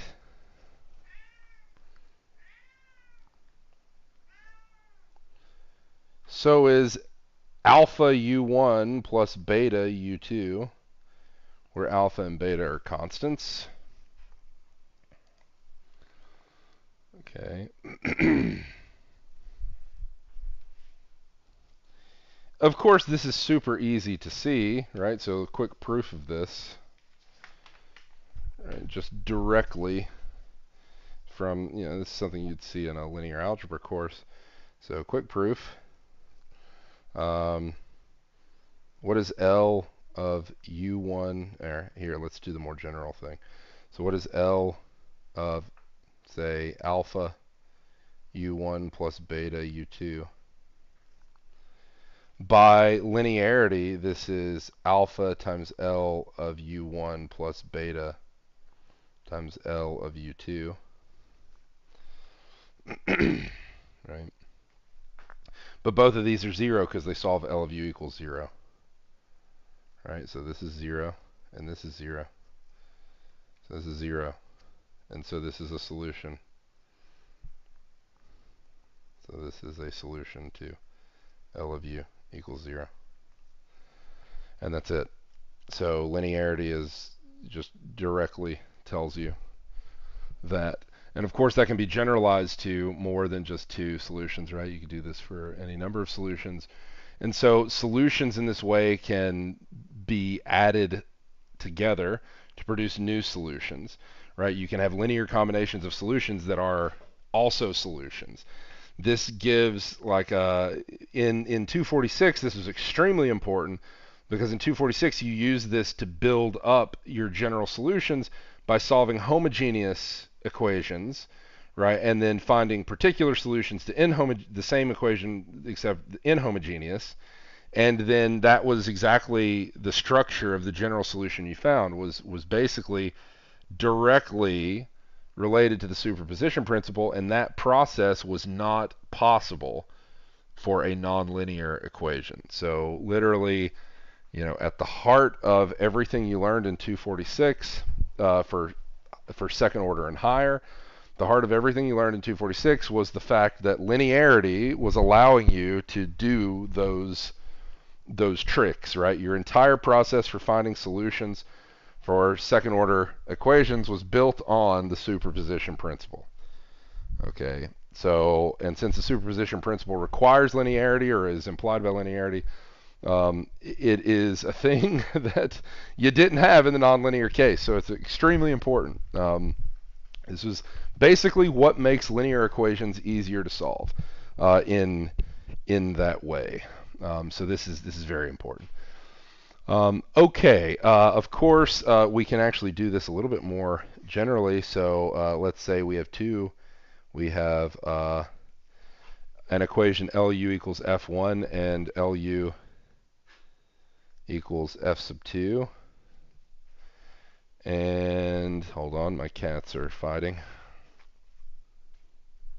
Okay. So let's say that U1 is a solution to this, and U2 is a solution to this one. Then alpha U1 plus beta U2 solves L of U equals alpha F1 plus beta F2. And the proof is exactly the same as the above proof, really.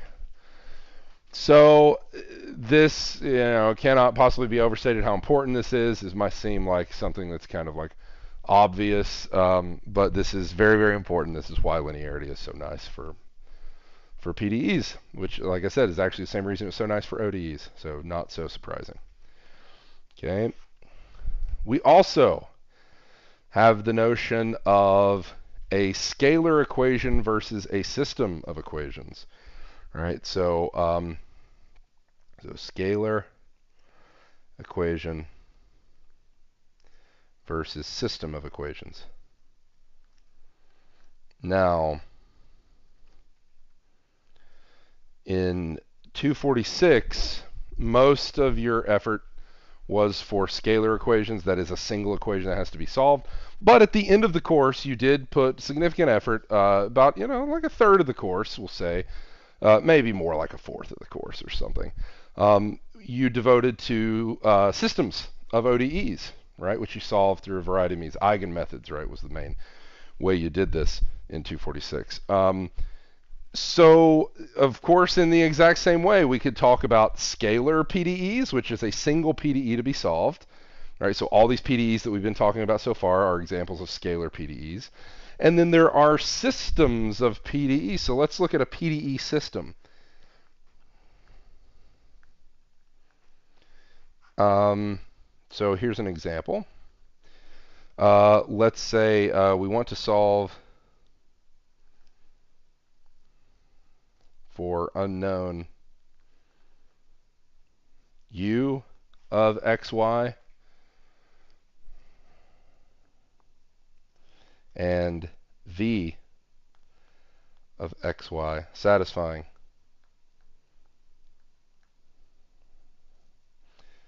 the following system. So u sub x plus v times u sub y is equal to 0, and u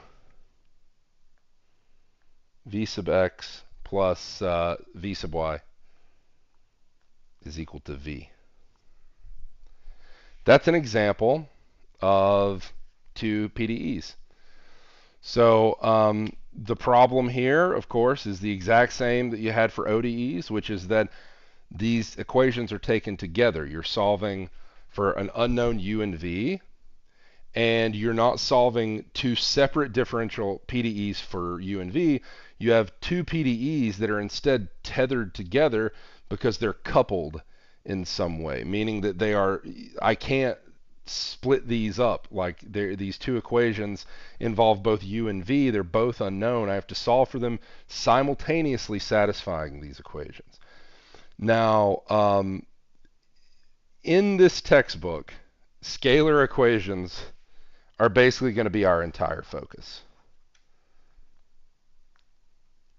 I will mention, so this is our entire focus in this course.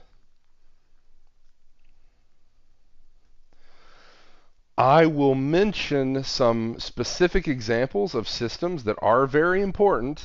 So, for instance, there's Maxwell's equations, or a system of PDEs. Some important examples of systems, so important systems. Maxwell's equations.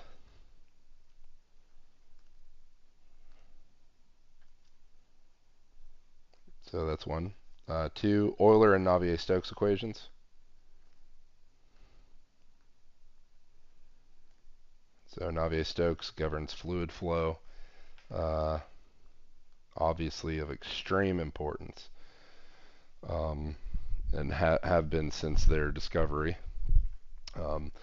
Those are some named examples, and Maxwell's equations you probably already know, or I can't possibly state how or overstate how important they are. They're extremely important, right? They are like kind of the equations in physics. Like if you had to draw a box around like the most important physics equations, Maxwell's equations are there. And so anyway, these systems of PDEs, very difficult to solve, very difficult to do much with. I may at least direct you to some derivations of Euler and Navier-Stokes equations when the time is right. But other than that, we're not going to devote much time to these. But it is important to at least know that these are a topic of study. And so we return to some questions about how, like, certain things that we did in 246 kind of relate to the questions we find ourselves asking now, which is like, we already know that in general a PDE has infinitely many solutions, right? And we know that just because we know that ODEs in general have infinitely many solutions. So of course PDEs are going to share that characteristic. So then the question is, how do we go about specifying one solution? Like if we're in a situation where a PDE can be solved, and it has infinitely many solutions, right? Parameterized by something, right? Constants, functions, whatever. The question then is, how can I do this in a way that, or is it possible maybe to specify some additional data in order to get uniqueness, right? So in the ODE case, this was known as an initial condition, right? So let's recall from 246.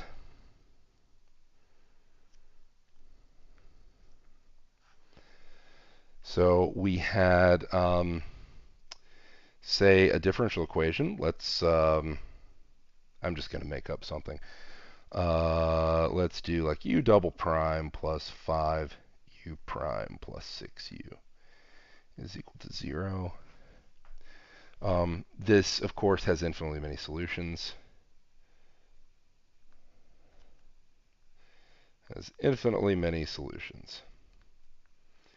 In fact, very quickly, if we remember how to solve this, what is the characteristic polynomial for this thing? The characteristic polynomial, if I wrote it as p of z, this would be z squared plus 5z plus 6. This factors as z plus 2, z plus 3. And so my general solution, we'll talk a bit about what general solution means. My general solution here would be u of t is like c1 e to the minus 2t plus c2 e to the minus 3t. Right, this is my general solution. Okay. Now, of course, this comes from the fact that my roots of my characteristic polynomial were minus 2 and minus 3, and that's where I found this general form. I'm not going to go over exactly where that comes from, but you remember this from 246. This is a little bit of that refresher business. You can go back and look, try to remember exactly how this is done. Here's the general solution to this. This is a homogeneous equation.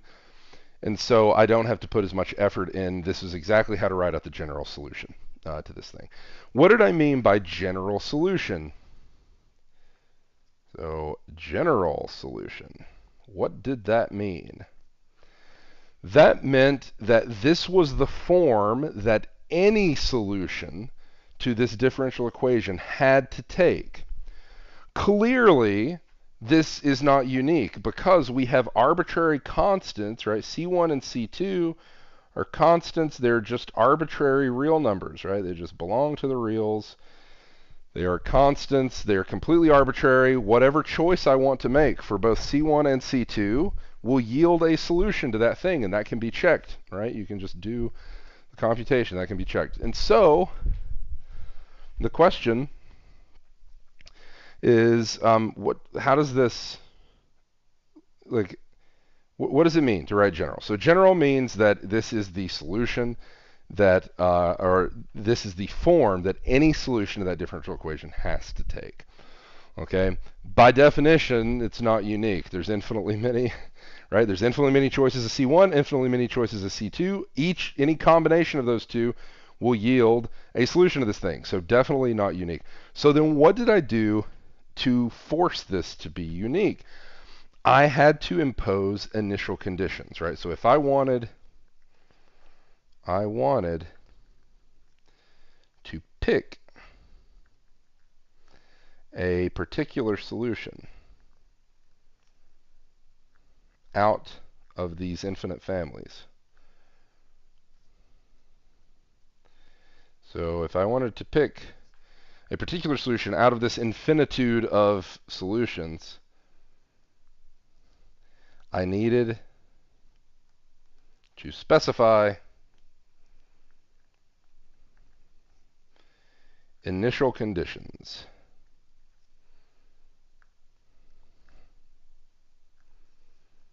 Or ICs, right? These would turn my problem into an IVP, right? These turn my differential equation. Remember that a differential equation in 246 was taken to be defined on like a maximal size set. So it was defined on all of R unless there were issues, right? If there were singularities or problems, then came the idea of like, well, what interval or what subinterval of the reals was it defined on? That interval of definition was determined by a choice of initial conditions here, right? So these turn the DE into an IVP. And all of these statements that you got in Math 246, these theory statements about the all these statements you got in Math 246 about uniqueness required that you were working with an IVP, because otherwise the solutions are just, on their face, they're not unique. Okay, so this actually required that you be working with an IVP here. Okay, so for instance, in this case, I'm not going to do this, but I would say let u of 0 be 4 and let u prime of 0 be 0. Whatever, right? There's two initial conditions. Of course, why did I need two? The rule was that I needed as many as my order. This is a second order equation, so I need two of them. And the way that I get them is that my initial conditions go up to the n minus 1 derivative. So here my order is 2. If n's the order, then I need initial conditions from the 0th and the 1st. So I need initial condition on the function, initial condition on its derivative. Okay, and that was how this worked in 246. Now, what about for PDEs?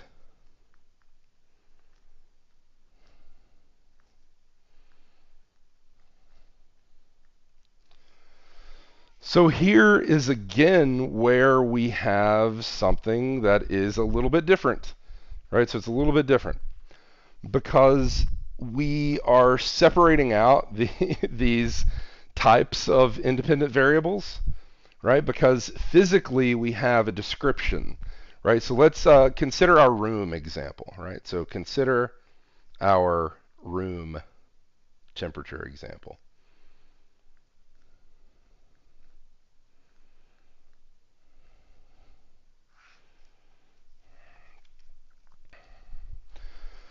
So in our room temperature example, if you look around your room again,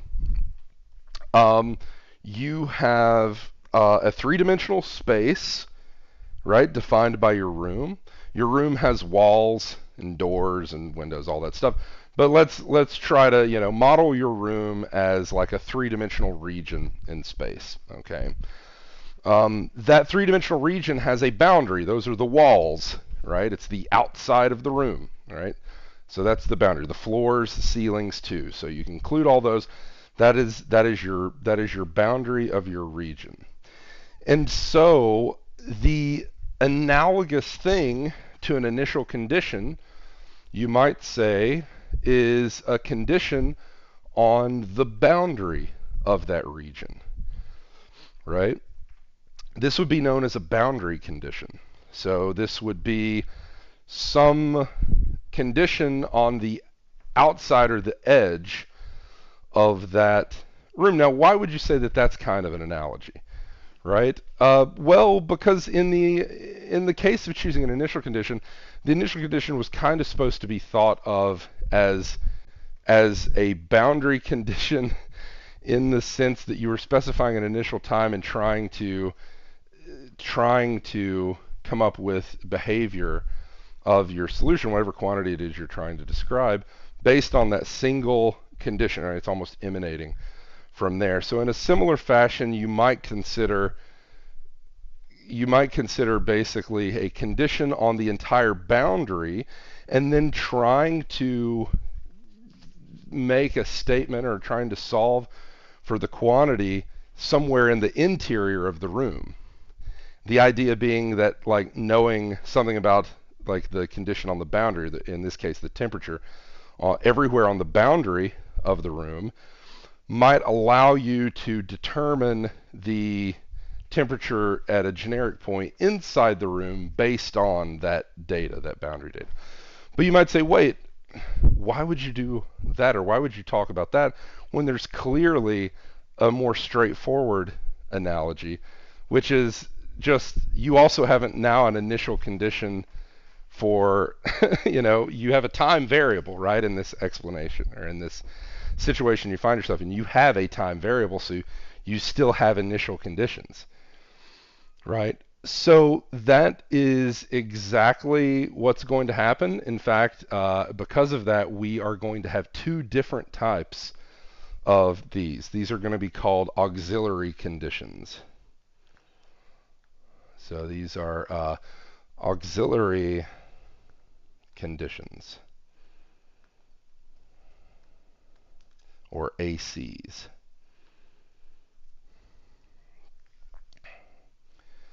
Okay. These will involve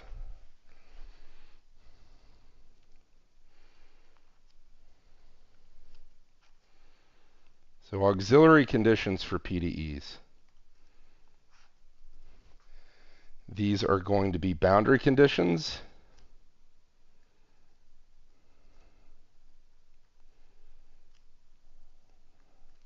BCs, and initial conditions, which you're used to, ICs.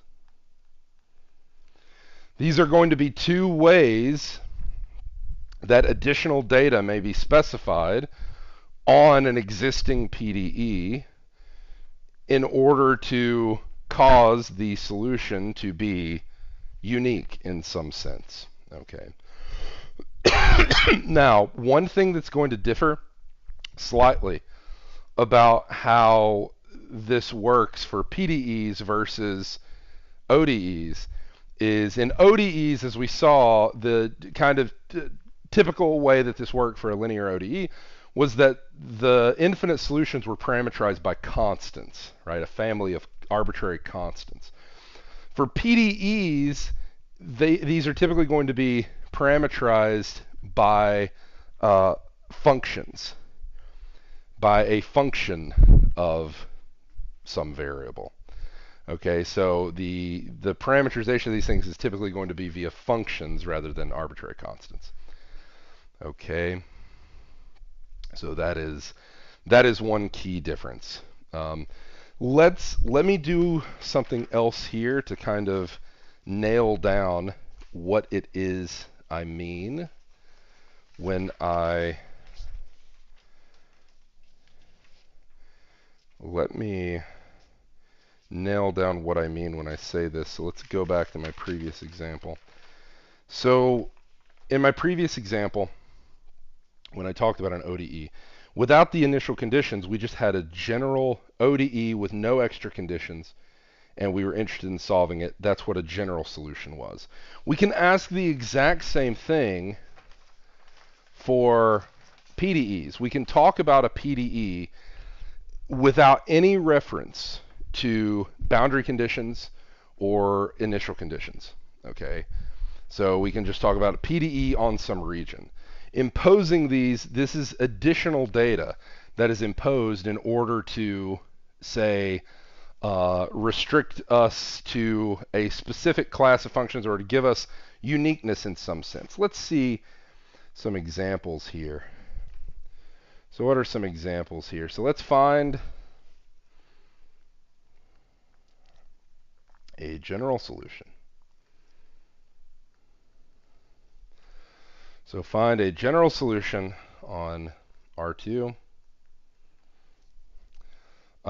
for a function u of xy solving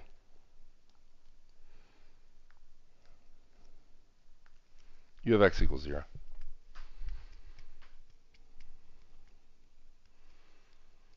Okay.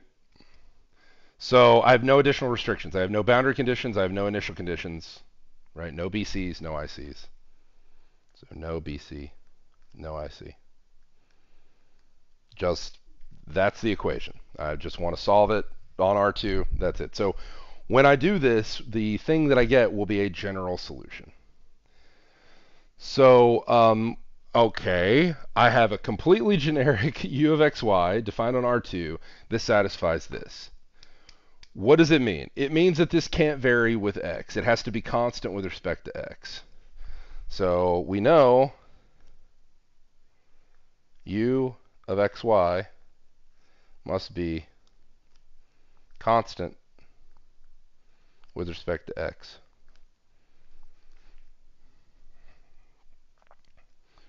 i.e.,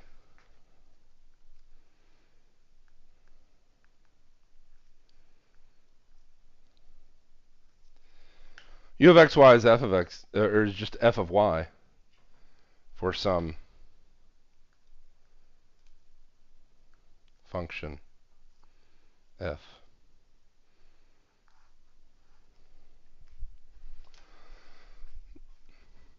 That's it. Now, how do I prove that this is the general solution? So this is the general solution to this PDE. How do I prove that? There's two statements, right? I can say, okay, any function that solves this PDE must satisfy that it's constant with respect to x. It's not changing in x because its x partial is 0, right? But if it's not changing in x and it's a function of x and y, then it just has to be a function of y. Now maybe it's just a constant function period, but that's still a function of y, right? So this is still correct. But the point is that knowing nothing else except this, no other restrictions, no other data, no other anything, knowing it's a function of x and y, its x partial is 0, it has to be a function of y. On the other hand, if I were to plug in any function of y like this into this differential equation, this PDE, it solves it, right? The x partial of a function of y is 0. So we know it's a solution, but also it's the only form the solution could take. And so any solution to this partial differential equation with no other info, no other data, no boundary condition, no initial condition, has to have this form. And so this is the general solution. That's what it means. Let's quickly do this for another couple of equations. So let's do same thing.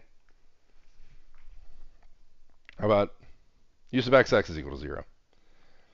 And I'm looking for a function, depends on x and y, satisfying this on R2. What do I get? Well, I can say this implies that u sub x is equal to a function of y. And if I view this as integrating, right, integrating with respect to x, then what do I get here? Right? I get, so integrating again with respect to x, what do I get? I get that u of xy has to be x times f of y plus another function of y.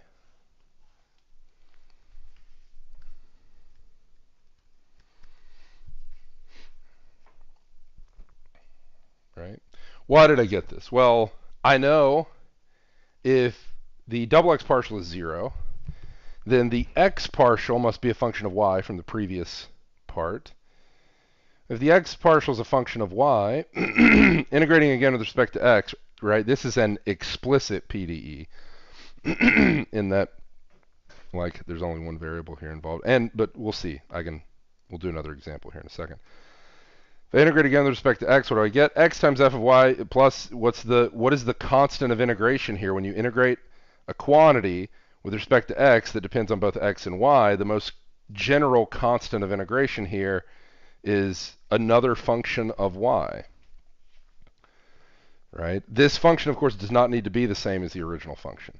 You can check, of course, that this definitely solves the differential equation, right? Definitely solves this PDE. But also, this is the only form that this could possibly take, right, from the same reasoning. Okay, this is the only form that this could take. And so that's that. We're not going to be so lucky in this course to be dealing with something quite like this. Let's do one more example.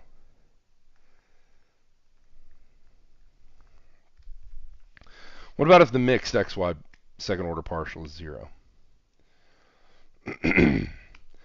Well, if we integrate with respect to y, in a sense that's what we're doing, this means that the x partial must be a function of x. That's one way of thinking about it. We integrate with respect to y. The most general constant of integration with respect to integrating with respect to y is a function of x, right?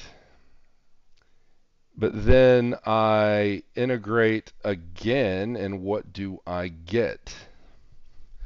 I integrate with respect to x here. I get the integral of little f, which I can write as, here, I'll write this as, so I can write that integral of little f as like a big F. It's antiderivative, right? It's integral. Plus, integrating with respect to x, the most general constant of integration is a function of y, where this big F satisfies big F prime is equal to little f, right? It's its antiderivative. But this little f of x could be any function. Well, if this could be any function, then its antiderivative could also be any function. And so, really, I don't need to put any kind of restriction here on this. I can just say that my general solution looks like this. It's a function of x plus a function of y, where there's absolutely no restrictions placed on this thing. For exactly the same reasoning, right? Okay. So those are three simple examples to illustrate this idea of a general solution. What am I saying when I'm saying something is a general solution?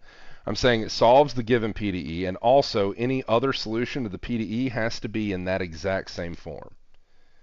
Right? I could have specified a single solution. I could have, like here in this first one, I could have specified u of xy is equal to y squared. Right? That would work. That would solve this PDE, but it wouldn't be a general solution. It wouldn't be a general solution because not every solution to that PDE would have to be equal to y squared, right? Sine of y would work. E to the y would work, right? And those are not equal to y squared. So that's an example of this terminology. It's a general solution versus a particular solution, okay? So, returning to these ACs, boundary conditions.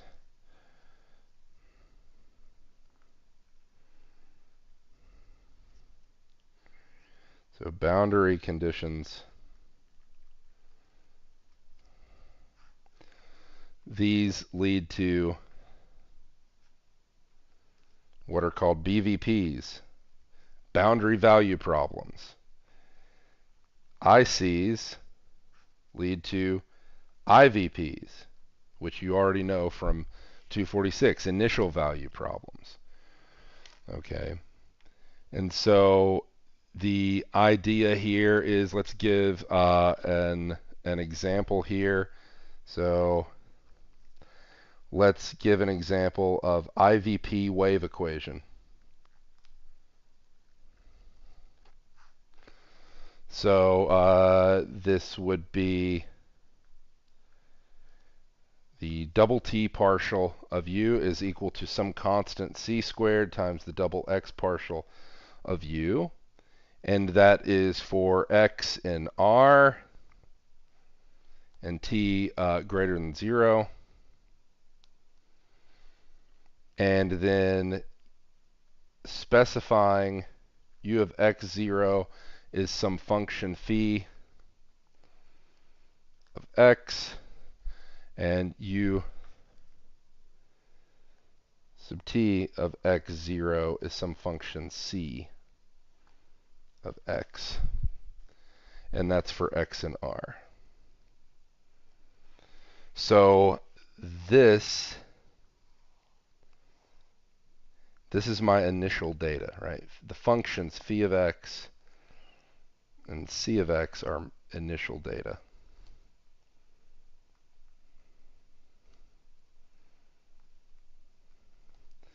Notice a difference here.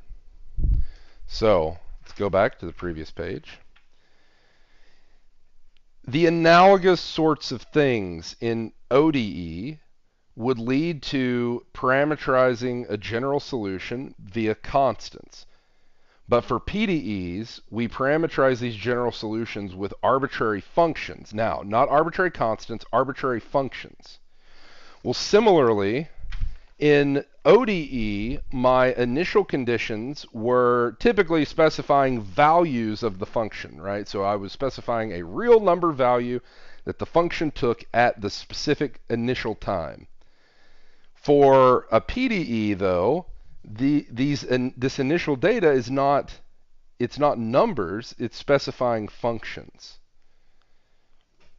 Okay, it's specifying functions. It's no longer specifying particular values, it's actually specifying entire functions. Okay, why is this initial data? Because it's data that is specified at some initial time, in this case t equals 0. Okay. What about a boundary value problem? Let's do a boundary value problem for a Laplace equation. What would that look like? would be the Laplacian of u, so I'm just going to write that as u sub xx plus u sub yy is equal to 0, and that is for on some boundary, or sorry, on some region, we'll say omega, and u is equal to some function f on the boundary of omega. This is my boundary data, or boundary condition.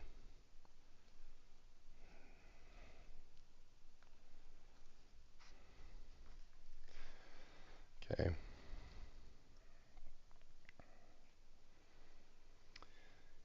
So notice I'm writing this bracket here, but this is not a system of PDEs, right? The PDE, like here's the PDE, here's the PDE, and what I've circled, here's the initial condition, and here's the boundary condition.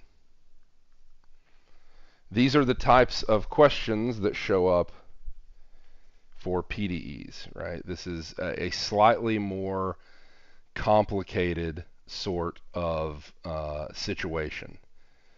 Okay. All right. So, to kind of tidy all of this up, I want to talk about what it means to have a solution to a PDE, like for it to exist. I want to talk about what it means for that solution to be unique. You already know kind of intuitively what this means. And what it means for that solution to be stable. Okay. So let's have a go at this. So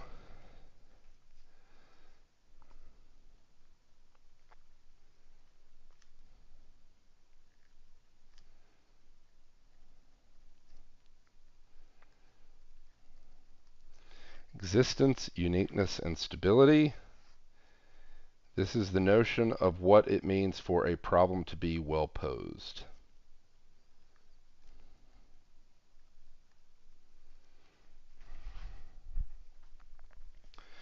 Okay, so quick definition.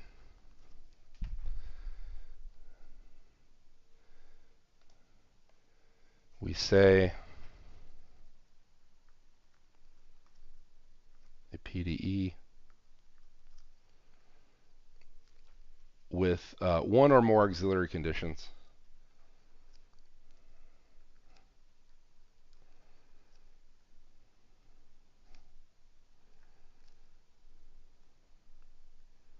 so those could be boundary conditions or initial conditions, is well posed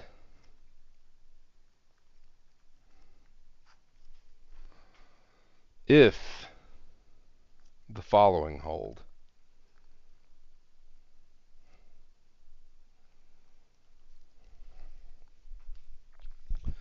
So 1, existence.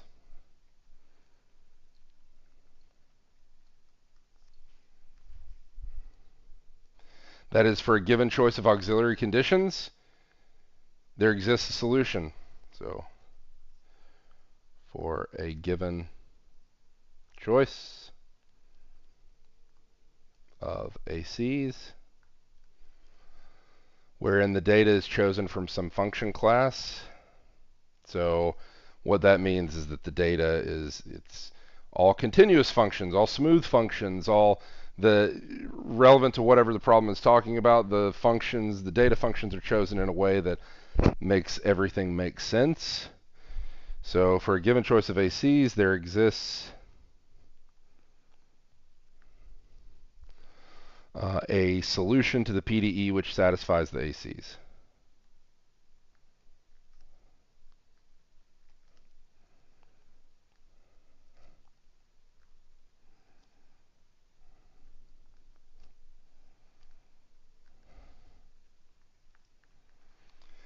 Now, here, right off the bat, big question, do all PDEs have a solution?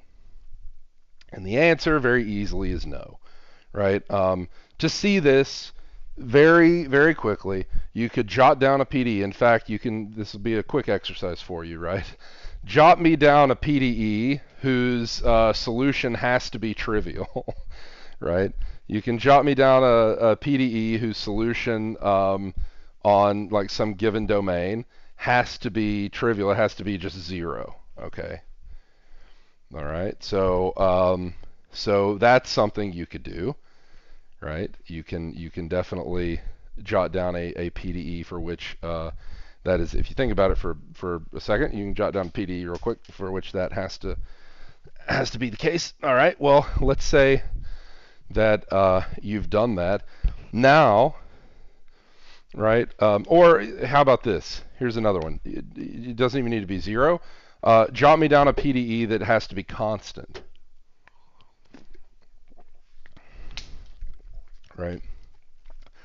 So jot me down a PDE that has to be constant. Well, again, if you do that, then all you have to do is specify an auxiliary condition that is a different constant, right? Or is not constant. But you could also specify a constant auxiliary condition in some way that is a different constant, just incompatible with what that thing has to be, right? And so, so for an example, the PDEs that we jotted down before, one had to be a function of y. Well, you could specify auxiliary conditions that violated this in some way, right? And again, you can jot down, you can have something that if you have a PDE whose solution, the solution to the PDE has to be constant, you jot down an auxiliary condition that's not constant or is a different constant, then that those are incompatible, so it doesn't have a solution. But then the question becomes, well, okay, if I ignore auxiliary conditions, is every PDE solvable? The answer is definitely no. Of course, you could write down something absolutely crazy that's a fully nonlinear, even a first-order PDE, and say, of course, this like being able to solve this it's not very likely. You can convince yourself that. But then you could say, what about a first-order linear PDE? Does that always have a solution? That's a very hard question. It turns out the answer is actually no. So there's even a linear example of a PDE that does not have a solution. I don't think it was found until the 50s, the 1950s. And it involves complex numbers, but still, it is a very simple PDE that doesn't have a solution. I can give you that example later when we're talking about these things. It's actually at the end of chapter 1. And so, unfortunately, if you're hoping to have some kind of universal solvability of PDEs, it just ain't going to happen. Secondly, what needs to be true for a well-posed problem? Uniqueness. There is, in fact, only one such solution.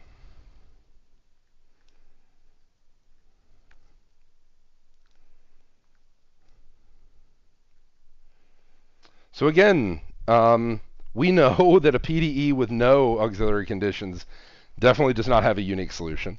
But once you impose auxiliary conditions, you should have a unique solution if you're going to have a well-posed problem. And 3, stability. So I'm not going to be super precise here. I'm just going to say that if we slightly perturb, and I'll put that in quotes, if we slightly perturb the auxiliary conditions. So what would this mean? I take those functions that I've specified, either on the boundary or these initial data functions. I take them and I just slightly change them, right? In some way, right? I just slightly mess with them, right? Just barely tweak them. Then that should not lead to gigantic changes in my solution. So this is what is meant by stability, that slight perturbation of the initial conditions or the boundary conditions should not lead to absolutely gargantuan changes in the solution. So this is saying that the solution is continuous in a sense with respect to these auxiliary conditions. That's kind of the way of thinking about it. So if we slightly perturb the auxiliary conditions, then the resulting unique solution does not change much.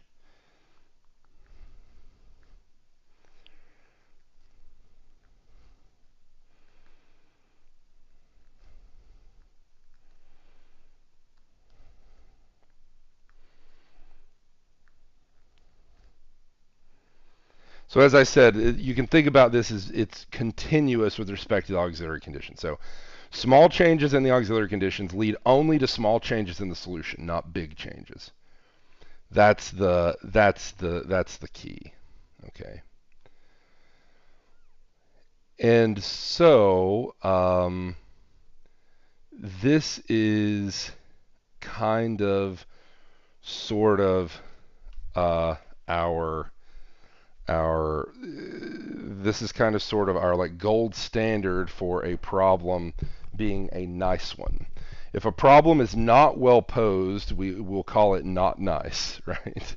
So we can talk about not nice problems, but in this course we're going to concern ourselves with the nice ones. So all the things we have hoped to solve or say much about in terms of analyzing is going to satisfy this. We do have some things, like I said, that we can say about some nasty problems, but for the most part, we are going to pure selection bias here. We're going to only kind of turn our attention to the really nice stuff. I wanted to say a couple of kind of general things about our approach here, and then that'll be all for today, which is kind of going to round out chapter 1 in a way. And so,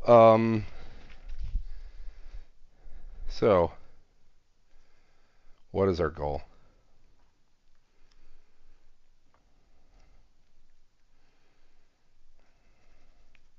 Not what is our God, what is our goal? Okay. So what is our goal? Ideally, we want to find a closed form solution to a PDE.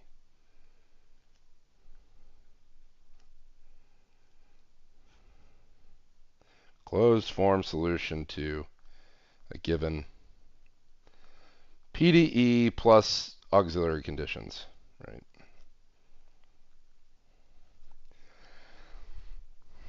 Now, if our problem is well posed, then at least we know it exists, it's unique, it's stable, then hopefully some method will lead us there, right? Hopefully some method will get us there. Now, is this always going to be possible? No, definitely not. It's not always going to be possible. And so there are various questions that can be asked about solutions. This is where some of these questions about classical solutions versus weak solutions, kind of lessening our requirements on the functions we seek, right? We start out, what separates classical solutions from weak is that we start out seeking functions that are, we'll say, super nice, because they have all the regularity. When we say regularity, we mean how many derivatives they have, right? A highly regular function would have a lot of derivatives, a lot of continuous derivatives. So we begin by seeking out only those kind of solutions. And then we would weaken that later to seeking solutions. It's, well, we don't know how many derivatives they have. We don't know exactly how well behaved they are, but we have ways of kind of mollifying the situation and seeking solutions that maybe aren't as regular, but still in some sense solve the PDE. That's kind of the approach. But are you just totally screwed if you can't find a closed form solution? No, right? So when this fails,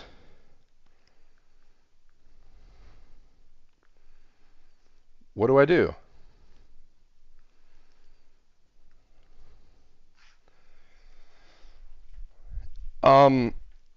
It could be, right? Maybe you're just investigating a PDE that you came about, in the wilderness. You just kind of discovered it, and it's like a nasty one. It doesn't necessarily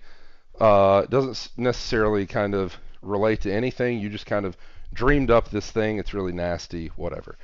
But oftentimes we have PDEs coming to us from situations that we very much are interested in a solution. But finding a closed form analytic solution, that's what we'll say, that has all the properties we want is just not going to be possible. But the underlying process that it describes is so important. Say it describes fluid flow, for instance, right? I already told you that that involves a system of PDEs. So if that's a very important, understanding this is extremely important. So then what do? I either make a bunch of assumptions to make things a very, very simple situation. But what if I'm not in a very, very simple situation, right? I can't always just change my assumptions until it makes the problem easy enough that I can solve it. What if I'm very, very interested in solving a completely general problem that comes to me from fluid dynamics? What do I do? So if I can't find an analytic solution, which is kind of like my best case scenario because everything else kind of flows from there, what do I do? Well, this is where numerical solutions come in. Numerical approximations to solutions.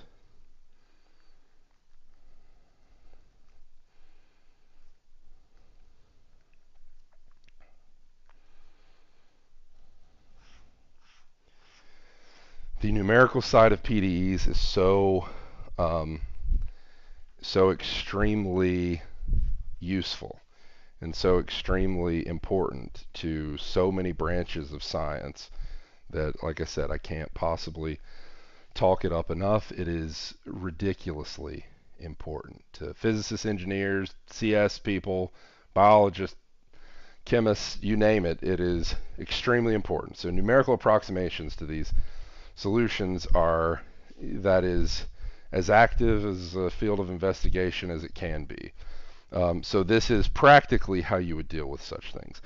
How do you deal with these sorts of questions if you're still going down the path of kind of looking for an analytic solution, closed form solution? What do? You start weakening certain assumptions. You start dealing with a slightly different space. Instead of seeking solutions in C2 functions, you seek what are called weak solutions, right, that I've mentioned. So these are kind of the routes of investigation. But for us, what we're going to do is we are very much going to try in this course to write down closed form solutions and various very explicit properties that result from them as much as possible for all these equations that I mentioned.